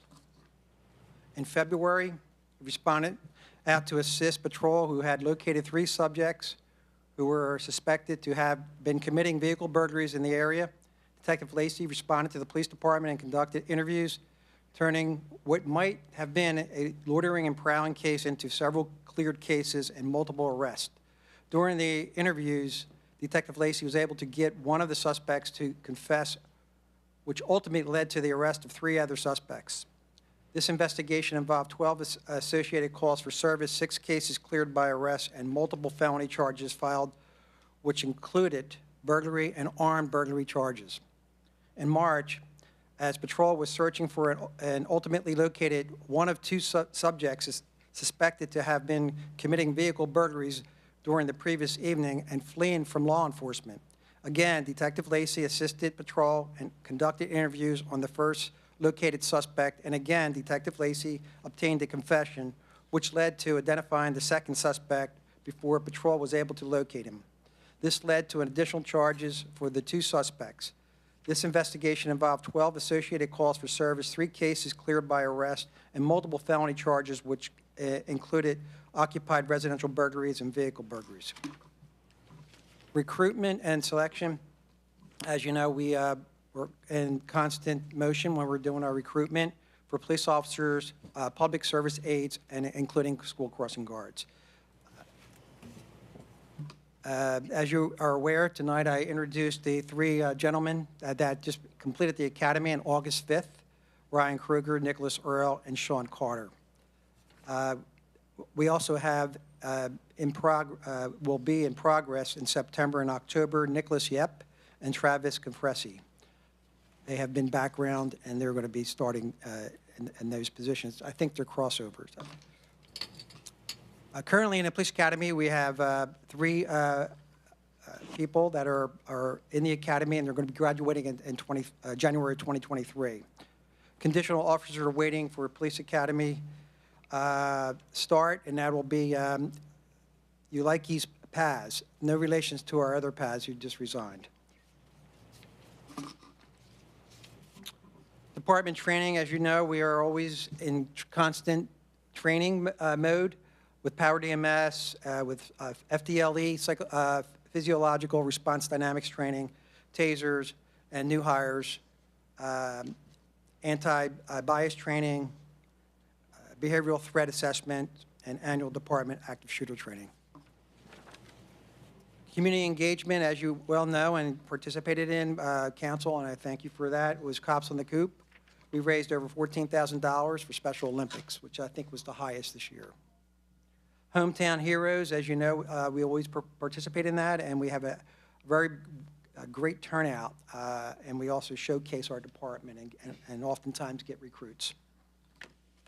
The Strategic Response Team, which I'm very proud of, we've had executed, I'm going to give you highlights on 2 warrants, which executed by SIU investigations on Gale Boulevard, which is a constant source of frustration for our city. We made the arrest, and I think also at that time when we entered the property, a pit bull was sicked on our officers, and we had to fire at the dog. Also executed a warrant for SIU on Brockton Way, and made a significant arrest on that, and that investigation's ongoing. Our statistics, as you well know, are going up each year, and but we will also do a good job on clearing our arrest of different crimes.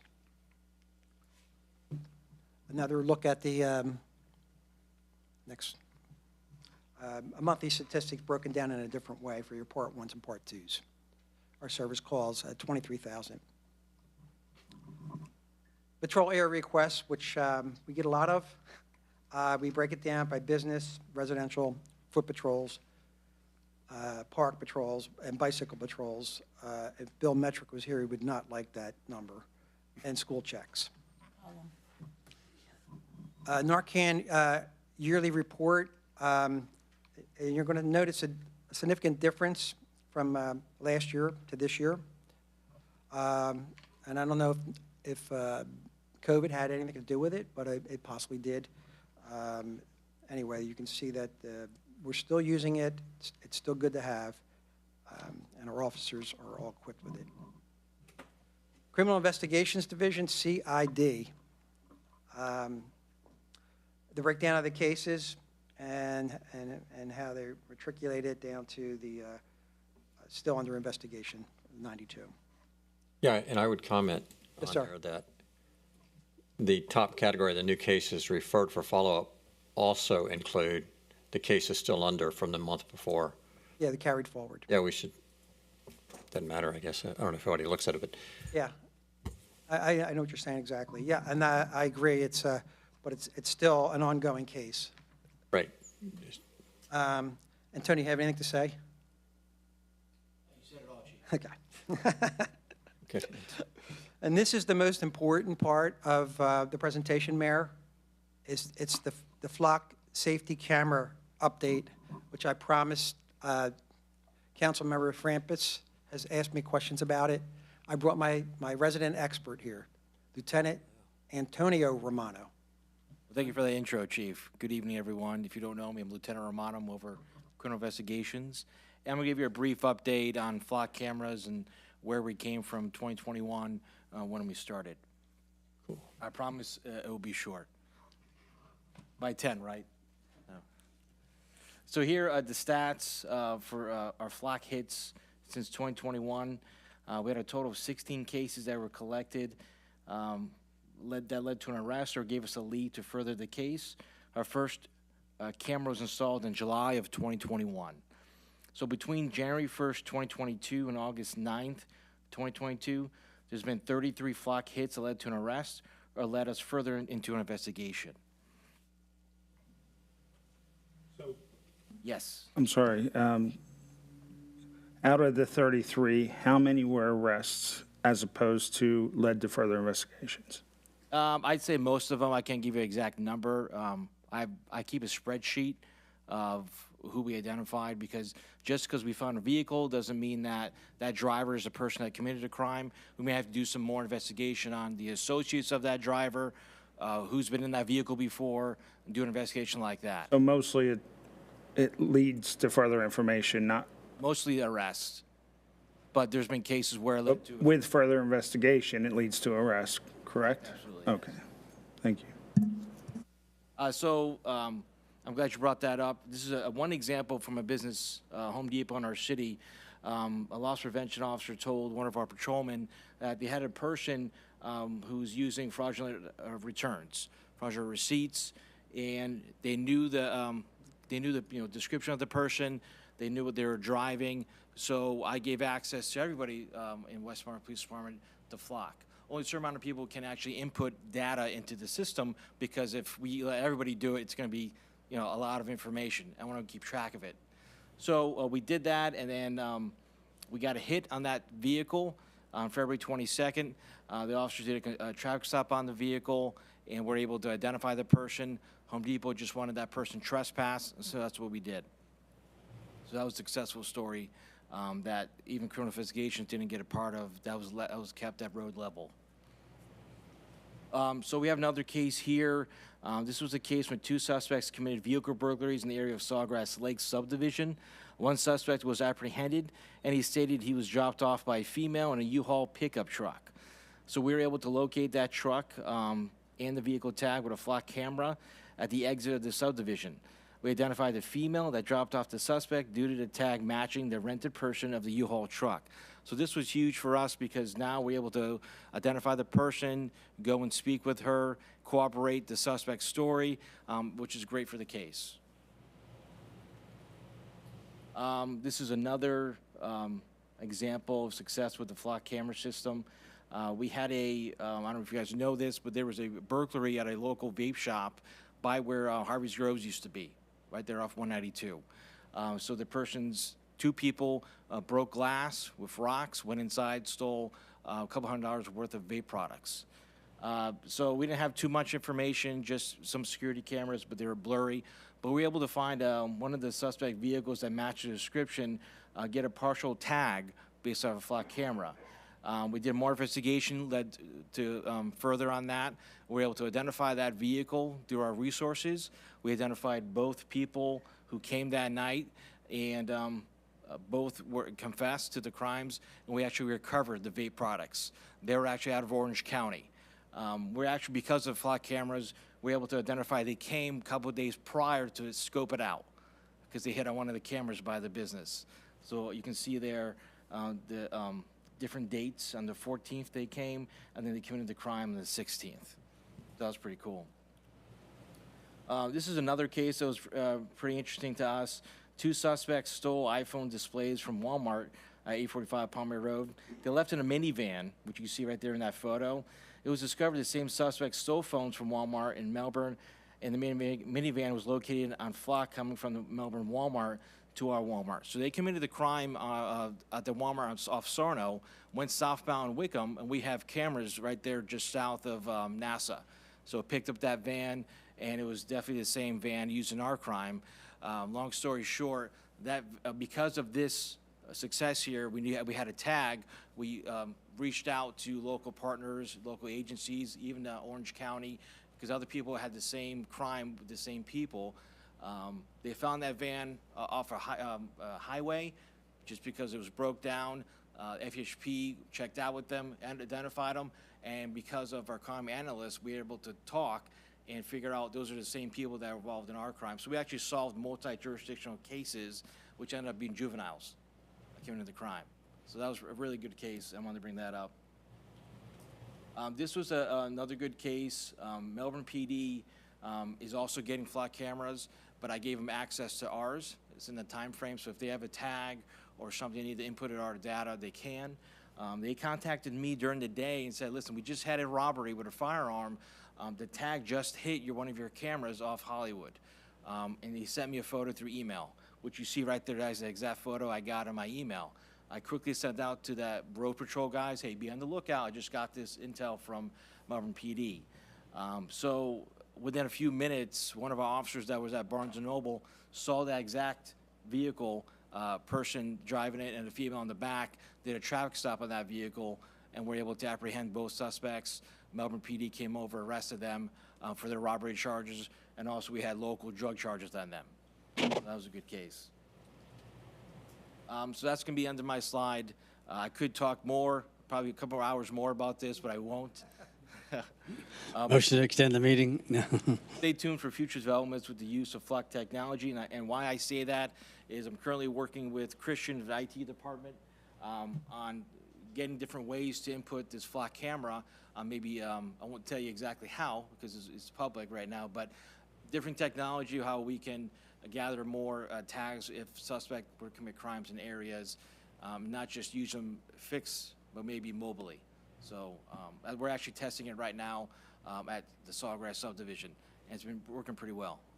Hey, Mayor, one thing I want to mention is our new city manager, Mr. Rohde, did authorize another, I think, $100,000 for more flock cameras. Mr. Morgan approved it also, so I hope you're okay with it. With the extra money that we saved. Ms. Adams? I just had a quick question. Thank you for your presentations, gentlemen. In terms of the flock cameras, you said Melbourne is getting them, correct? Yes, so will there be that relationship there in terms of information sharing as that network grows with flock cameras? So what's interesting about flock cameras, I'm glad you mentioned that, Mrs. Adams. When you have flock cameras, the part of it is sharing. We all share together, so we share information. So I can look into their cameras, they can look into mine. If I have a tag I need to input it for some reason, or a drug investigation, I can put that into their system and my system. So if an agency in New York has flock and we agree to share, which we always agree to share with everybody, they can look in our system, we can look in the New York system. So if we had a suspect go to New York or Georgia, we can do the same thing. So we also have conversations before the even implementation of where the cameras are going to be. Where are you putting ours? Because this is where ours are at right now. Why, work smarter, not harder. So they can put cameras in other places that we have blind spots at.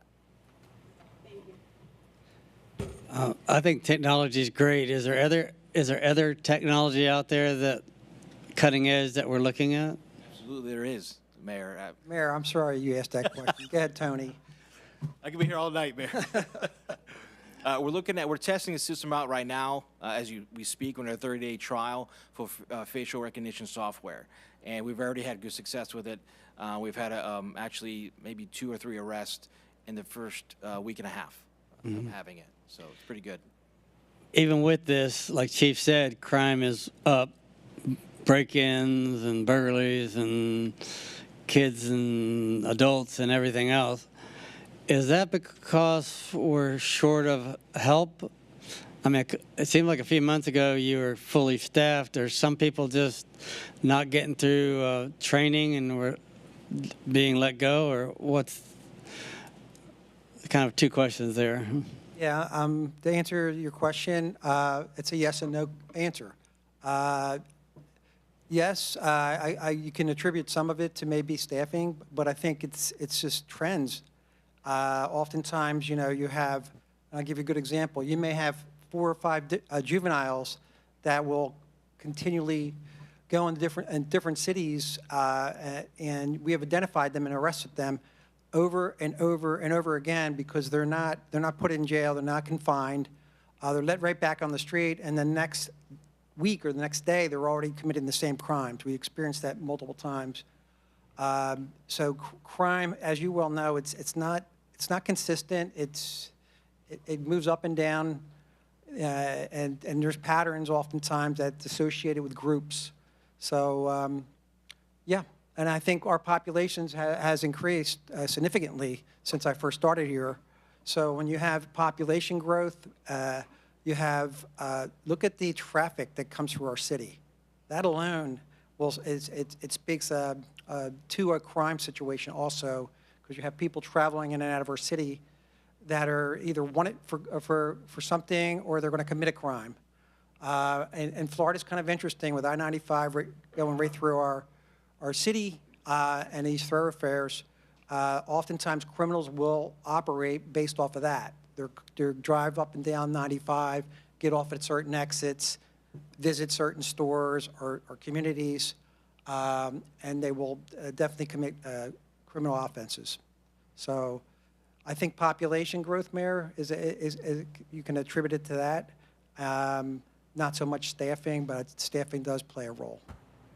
So I know you only have a few more meetings left, and staffing, you alluded, is part of the issue. So I don't like, I know it's system problems. We got drug problems that are systems and stuff, but what can we do to combat that? I don't like the saying, and I know it's partially true that, hey, population grows, crime grows, all this, but in a small city where we are pretty well staffed and we have a lot of resources, I don't want to keep using that line if there's something that we can do. Maybe the technology is one thing. I know you move some people from different departments. Maybe they're not on the streets. I don't know the inner works of your department, but in a perfect system, if you're fully staffed or needed more resources, what would you change? What will you change? I think adding more patrol officers is always a good solution to combating crime. It's the omnipresence where you have officers that are in marked units, and you know this to be true. If an officer makes a traffic stop, that particular radius in the area usually won't have any crime because the criminals will see it, see the lights, or they hear the sirens. They know that the officers are out there on the scene. So I think adding officers, to be honest with you, is a good solution incrementally. I know budgets are very important. Different crime strategy like Tony's talking about, I think impacts in a positive way for our organization. But keep this in mind, our city has very low crime rate. We don't have a lot of violent crime. You can throw a stone across the street into another jurisdiction, you're going to see the crime rate skyrocketing. So make no mistake about it, we are one of the lowest crime rates all in Florida. And so I'm very proud of that. And I think we've maintained a good police department and staffing level. It's grown exponentially since I've been here. I started here, and I think, Mr. Morgan, we had, what, 32? And now we're up to 52. Yeah. So that's pretty important, and Counsel has supported that time and time again. And, you know, I know I'm leaving, but I hope you continue to do that. And I think, you know, keeping our department well-staffed is going to make a major difference. Right now, I think we're down one person, Mayor. Okay. To answer your question, we've done, and when I say one, obviously they're not, the ones that are in academy and through FTEP, they're not actually fully functioning officers. But as far as our openings, you know, we're down one. And we anticipate some more people retiring. Captain Finstead is leaving in, I believe, October. So that'll be another opening that we foresee. Mr. Morgan's always been gracious about letting me hire people because of anticipation of people leaving. And, you know, the process is not always that quick. Sometimes you're putting through the academy, and you don't see them for 6 months, and then there's another 6 months of really until they become proficient at being a police officer on the street. And just one last thing, I'm trying to wrap my hands around this. You say marked cars are good, and I agree with that 100%. Like you said, sometimes they can sit at an intersection and be visible. But I've noticed we have more and more blacked out cars where you really can't see it's a police car.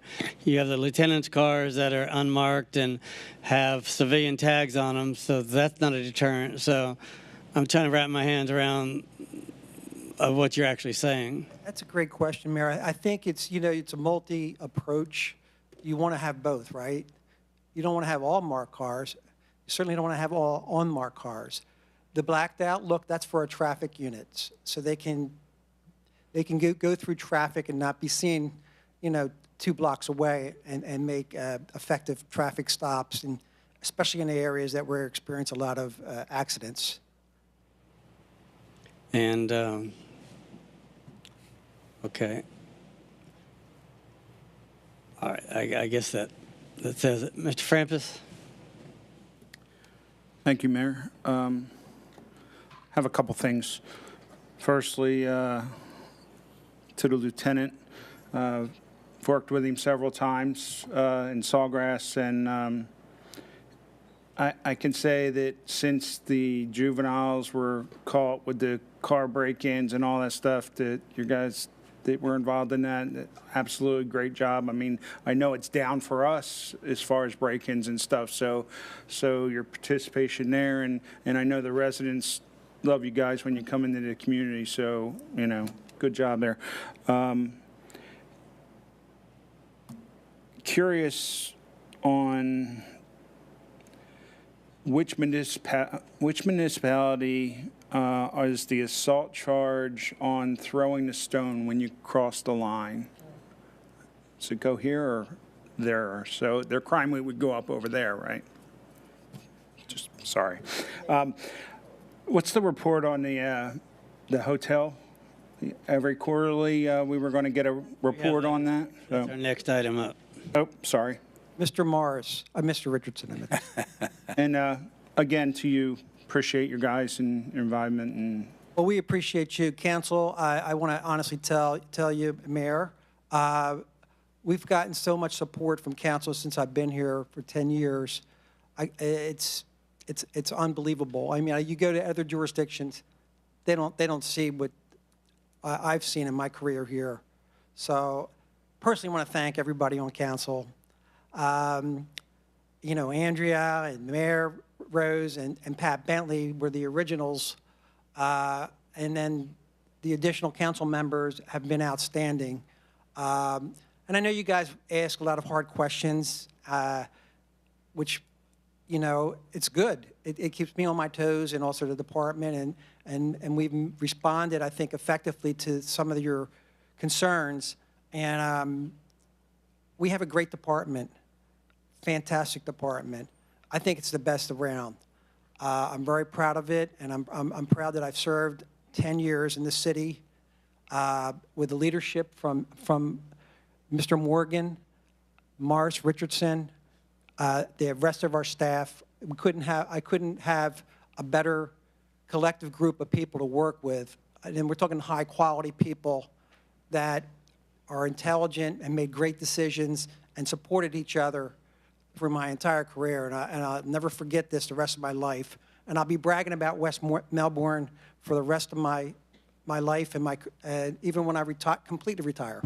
So just wanted to mention that. I'm thrilled to death that I've had the greatest 10 years of my life in my career. And I've been doing this as long as Mr. Morgan. I think over 40 years? So couldn't be prouder, and I appreciate everything and appreciate you guys immensely. Thank you. Deputy Mayor Young?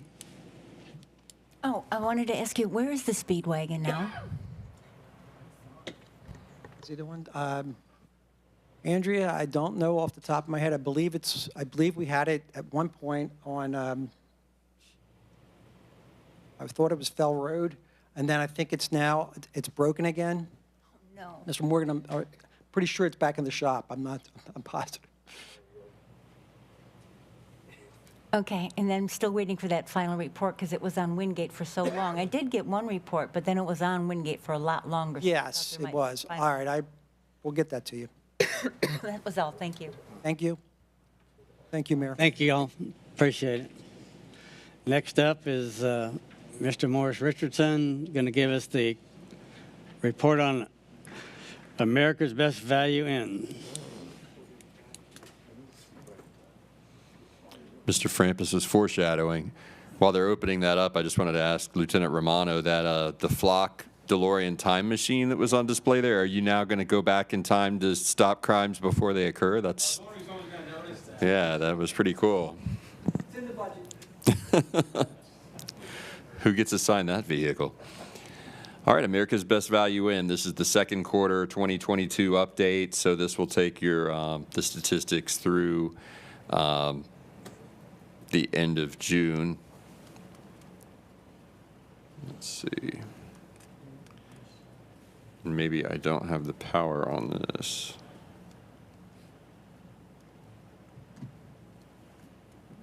While he's waiting, are we going to get a jacket for the police chief when he leaves? Okay. Are you going someplace cold? Bulletproof vest. After those accolades, I don't know. There's one of the flock cameras now. All right, just to sort of recap, we talked about this at the first quarter update, but based on some environmental design, crime prevention suggestions, recommendations that Officer Paz had made to America's Best Value Inn, they were in the process of implementing a lot of things. A few of these that are on the list now were in process at the first quarter report. Now they're completed. One of the first things they did, and one of the best, was significantly upgrading the exterior lighting there. They do have flock cameras installed on property now. They've corrected some gaps in the fence, enclosed the dumpsters at the back of the property with fence enclosures and security framing. They've done some things like curbing and landscaping to better delineate property lines. They stopped accepting cash for check-ins. They implemented a coffee station, snack area in the lobby and bar area for guests to cut down on some of the pedestrian traffic that was generated from there. Removed some window treatments that were preventing natural surveillance from the lobby, installed speed bumps throughout the property. Sorry, I'm not going in the order of the list there, but those types of things we discussed before. This is a list of all of the second quarter activity. So I'm sorry, I said June earlier, but this is I only fit April and May here, I guess. I thought they were all listed here. Maybe no, did not bleed over. So I just have April and May on your slide here. But it just lists the incidents that occurred, the type of incidents, and then the outcome. There were a number of arrests, some things that ended up in trespass, a few that were for information only. There were some motor vehicle citations. When you look at this, probably about a quarter of what occurred were incidents that were generated as a result of traffic issues that maybe happen on property or off property and are concluded on the property. The majority of non-traffic were initiated by call-ins from the establishment itself, so they're proactively reporting incidents at the property as they occur. The service calls and incidents you had in the second quarter were 57. That is down from the average per quarter from 2021. So year over year, I told you at the end of first quarter I didn't have a breakdown of incidents per quarter for 21 by first quarter, second quarter, third quarter. I just took the annual total number and divided by 4 to get the average per quarter. There were 71 average per quarter 2021. Second quarter 22, there were 57. That is up from first quarter. First quarter, we only had 32 incidents, but again, a number of these incidents were information only, traffic. The really good news is things like overdoses way down year over year. You saw on the chief's prior slide that Narcan use was down this year compared to last year at this point in the year. And that holds true for America's Best Value. ABV might be driving some of that reduction because there's significantly less overdoses and Narcan usage. And most significantly, of course, at this point last year, we'd had by August 3 overdose deaths at America's Best Value Inn. Right now we have 0. So there were 0 second quarter, but I can, up until today, there have been none this year at America's Best Value.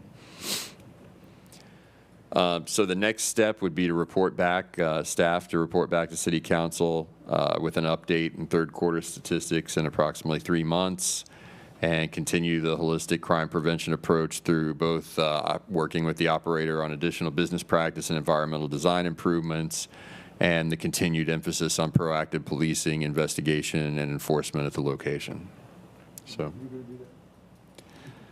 I will drive past it regularly on the way back from I-95 to my household, and I will contact Lieutenant Romano if I see suspicious activity.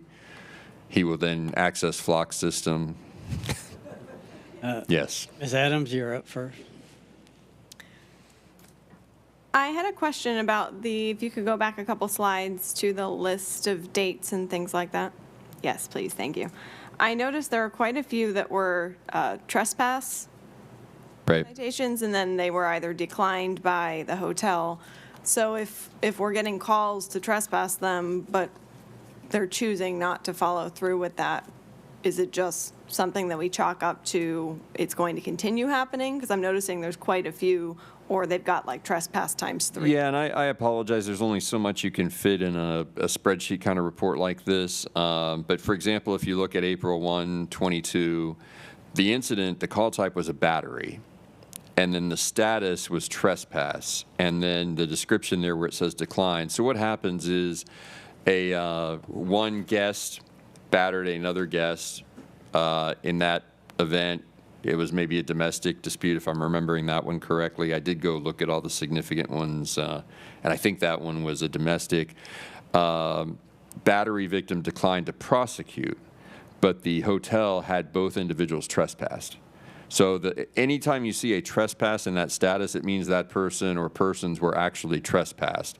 The hotel has never initiated an action, said come out and trespass them, and then declined to have them trespass. They are trespassed. If it says decline, that means the victim declined to prosecute. Okay. So no arrest was made. Thank you. Mr. McDowell? Thank you, Mayor.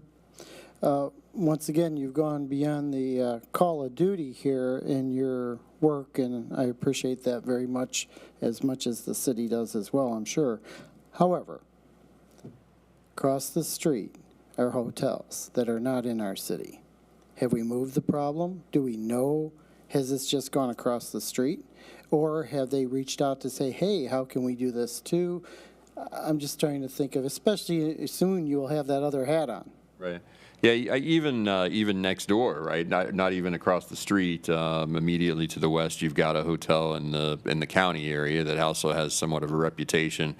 I don't know. I don't have statistics for the hotels in the unincorporated county and what they're doing. I don't know if Lieutenant Romano maybe could speak to that. I don't know if we've had any input from the sheriff. I do know that we were communicating with Sheriff's Office about our efforts there at America's Best Value Inn and related that information. But I don't know, sir, the answer to your question. I do want to go back to your first comment, though, and above and beyond, really, as far as updating the status at America's Best Value. I put together a PowerPoint. I read a lot of reports. I ask questions when I see something in a weekly update that I have a question about. But really, this is the police department's team, particularly Nicole Terry, has done a great job keeping this information updated. Every Friday, she sends me a report. And Nicole, their records team over there, Lieutenant Romano and his folks, they've made it very possible for me to give you all this information and to really report what I think so far is a success story. We see significant year-over-year decline in crimes. We don't see the deaths that really is what brought this to the forefront last year. So those are all good things. Thank you. All right, excellent. Next up, we have City Council reports. Up first is Deputy Mayor Young. Great, thank you. Thank you for the report as well. First thing I want to do is thank the police department for making National Night Out, helping to make that such a success by driving us around, getting us all where we're going safely. So that was very nice. It was a great event. The next thing I wanted to talk about is the buses. I get to go to the bus meetings. Actually, I get to chair the Transportation Disadvantaged Committee for the buses, and at our last meeting, we had a lot of information, some of it for the transportation disadvantaged, and a lot of it just for the regular buses as well. The SCAT buses, they are adding buses, they are adding routes, they are lengthening routes, they're adding days, they're trying to accommodate people who have to go to work. If you work on the weekend, the buses aren't running. If you have to get to work via the bus, if you work late at night, you work third shift, the buses aren't running. So the SCAT buses are making it a point to remedy that as best they can. Of course, they're trying to hire drivers. They're buying buses, fewer and fewer diesel, fewer and fewer gas, more the hybrid type things. A lot of specialized buses they're buying as well. So look for new things happening with the buses. They also have a plan, it's the Last Mile program, and this is in anticipation of there being a train stop, a Bright Line stop in Cocoa, because we're certainly hoping to have that Bright Line stop in Cocoa. And then when people get off at that turn right there, it's called Last Mile. You will have an on-demand system. It'll be on an app on your phone where you'll be able to arrange transportation from where you've gotten off to your final destination. If it's within 4 zones that are closely surrounding that particular area, although it does go into Palm Bay, if they cannot take you as far as, say, to Aunt Gertie's house down in South Palm Bay, it will get you to the to a regular bus route as close to that as they possibly can. So there are all different kinds of things that are happening, and this Last Mile program and the on-demand program that's coming up for the buses, I think, is really going to help people who don't drive. Another thing I wanted to talk about is this fire analysis. I think we all got it. And the only thing I think I have more tabs for than this is the other item that we talked about tonight. So I don't know if everyone's had a chance to read this. I have read it. I'll be reading it again because I'll have a lot more questions. Are we going to meet on this one-on-one? Motion to table? No, I'm sorry, kid. One-on-one, can you just, I know, Mr. Rhodey, can you just, yes, we are? Okay. All right, I didn't know if we were going to have someone come in or if we were going to meet on that. So that's another thing I want to talk about. It's the fire beautification. It was nice to have a beautification award. We haven't had one in so long. And our newest council member, Diana Adams, came out as well. And I think it might be nice if we could add another person onto the beautification if she would be interested in being on that committee. I don't know if we can add a person after the fact. I would Mayor. just say that anybody that sees something beautiful, let us know, and we'll all drive by it. Okay, all right. Mr. McDowell, yes. All right, thank you. That's my comment. Thank you. Thank you. Councilmember McDowell? Thank you, Mayor. I didn't have to turn my little red light on, so I appreciate that. In regards to transportation, Deputy Mayor, about 3 or 4 months ago, I was on a subcommittee of the aging, and it was regarding healthcare, and they said there was a huge deficit in transportation for our healthcare community, or for our aging community for healthcare needs. So I would encourage or ask that you kind of put that into your mix there as far as maybe we can address that at some point down the road. So absolutely. Thank you. What a great night out, and I didn't get kicked out of the vehicle, although they tried to kick me out, but it was a great experience. Thank you to everyone that was involved in that. That was my first time at that. I'm just full of thank yous tonight. I don't know who got these chairs, so I just noticed that I think we have new chairs, or at least I do, because I no longer fall back in mine in this chair, and I've noticed that for the last few meetings. Wasn't that on our list of to-dos that we would get new chairs? That was last budget year. Okay, so anyway, I'm just noticing that I'm not falling back, so thank you for the chairs. There's a little thing here that... Oh, yeah, well, or somebody's moved the cheese or moved the chairs. Anyway, third item is the low-impact development or the Marine Resource Council's program in October. Last year, we had the director of planning attend and myself attend, and that was at no charge as part of it. It's a huge event. There's a few hundred people at the Educational Center in Rockledge, emphasis on low-impact development, and they're going to do another one, of course, in October, same place, end of October, but there is no longer a no charge. So it's now $250 a person. And I believe that we are sending the new intern, I believe, to that. I think I confirm. I'm actually pretty sure that the director had mentioned that the intern is going to attend. I didn't know if we wanted to have a representative from this council to be there as well, but I'm perfectly comfortable with anybody else that might have an interest in attending that, or if we feel comfortable that that is ample. So I don't know where that needs to go, but just kind of put that out there for discussion. Final item is that this week I'm going to attend the conference, and I don't know if I'm going to get the top floor. I hear they're taken already, so at the hotel. But I'm also be attending not just the ethics, which is really important in the beginning, but there's I may have mentioned this before, but the Federal Action Strike Team, which met last year, and we met a couple of times, we really put a lot of attention into the lagoon, the quality of the water and all, and we're going to be meeting again on Friday at that session. So I just want to kind of give you a heads up. 4 of us from Brevard are members of that team, which is really pretty amazing.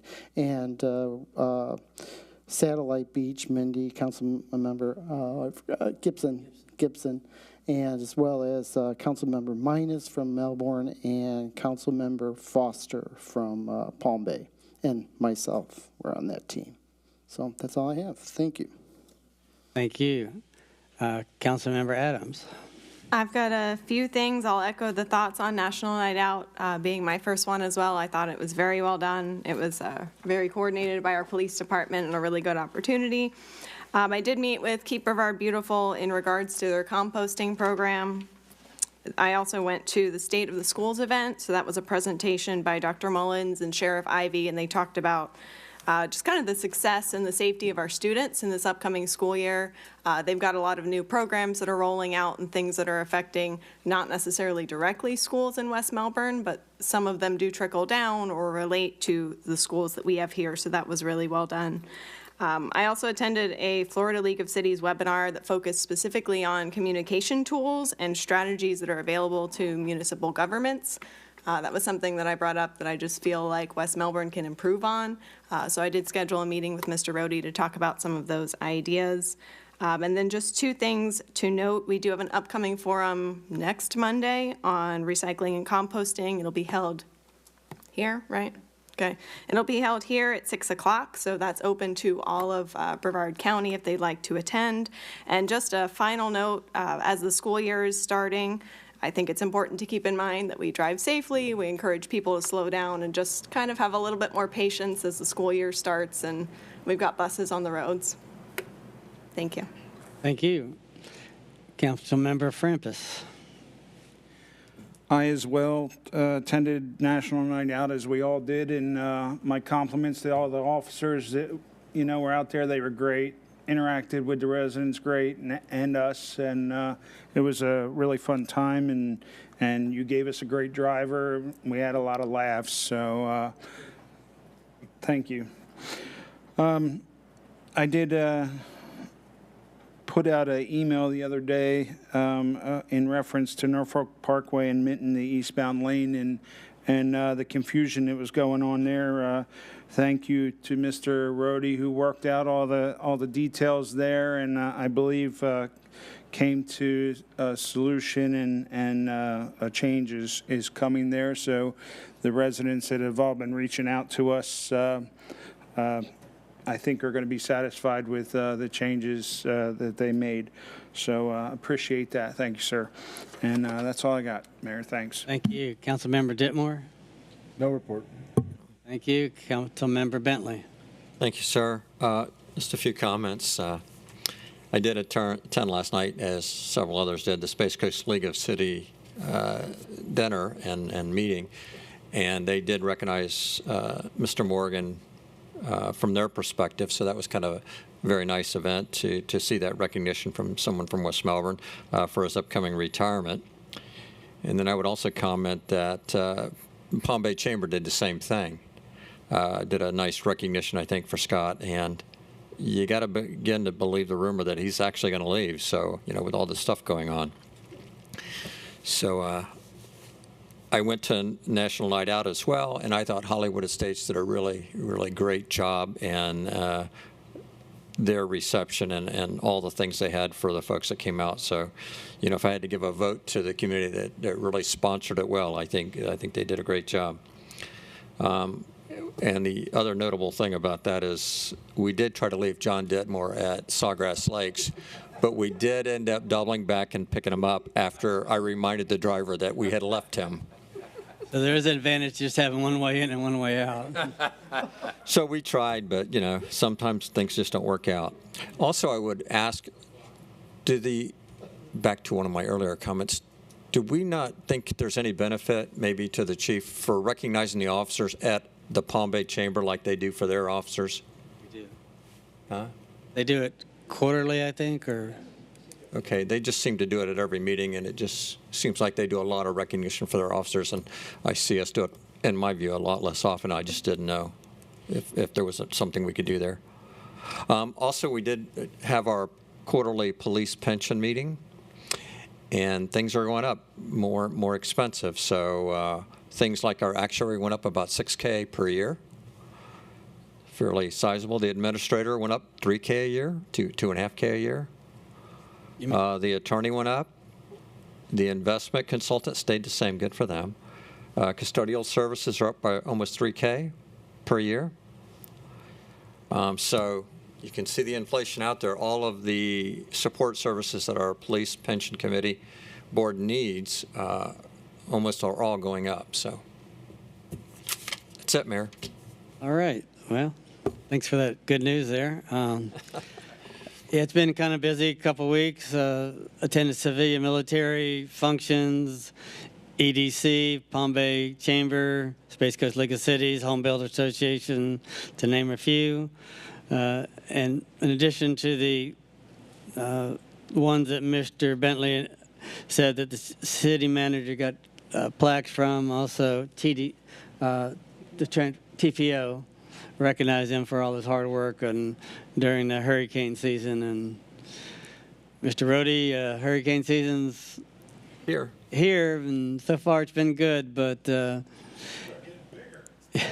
management is keeping the hurricane. Yeah. And he can tell you about sleeping on the cots. He probably doesn't sleep at all during those things, but it's quite the experience. Also got to took a tour of one of our new apartment complexes, and just seeing what they're offering and the quality and the type of people there and why they're liking near I-95. So that was Integra Apartments. I viewed those.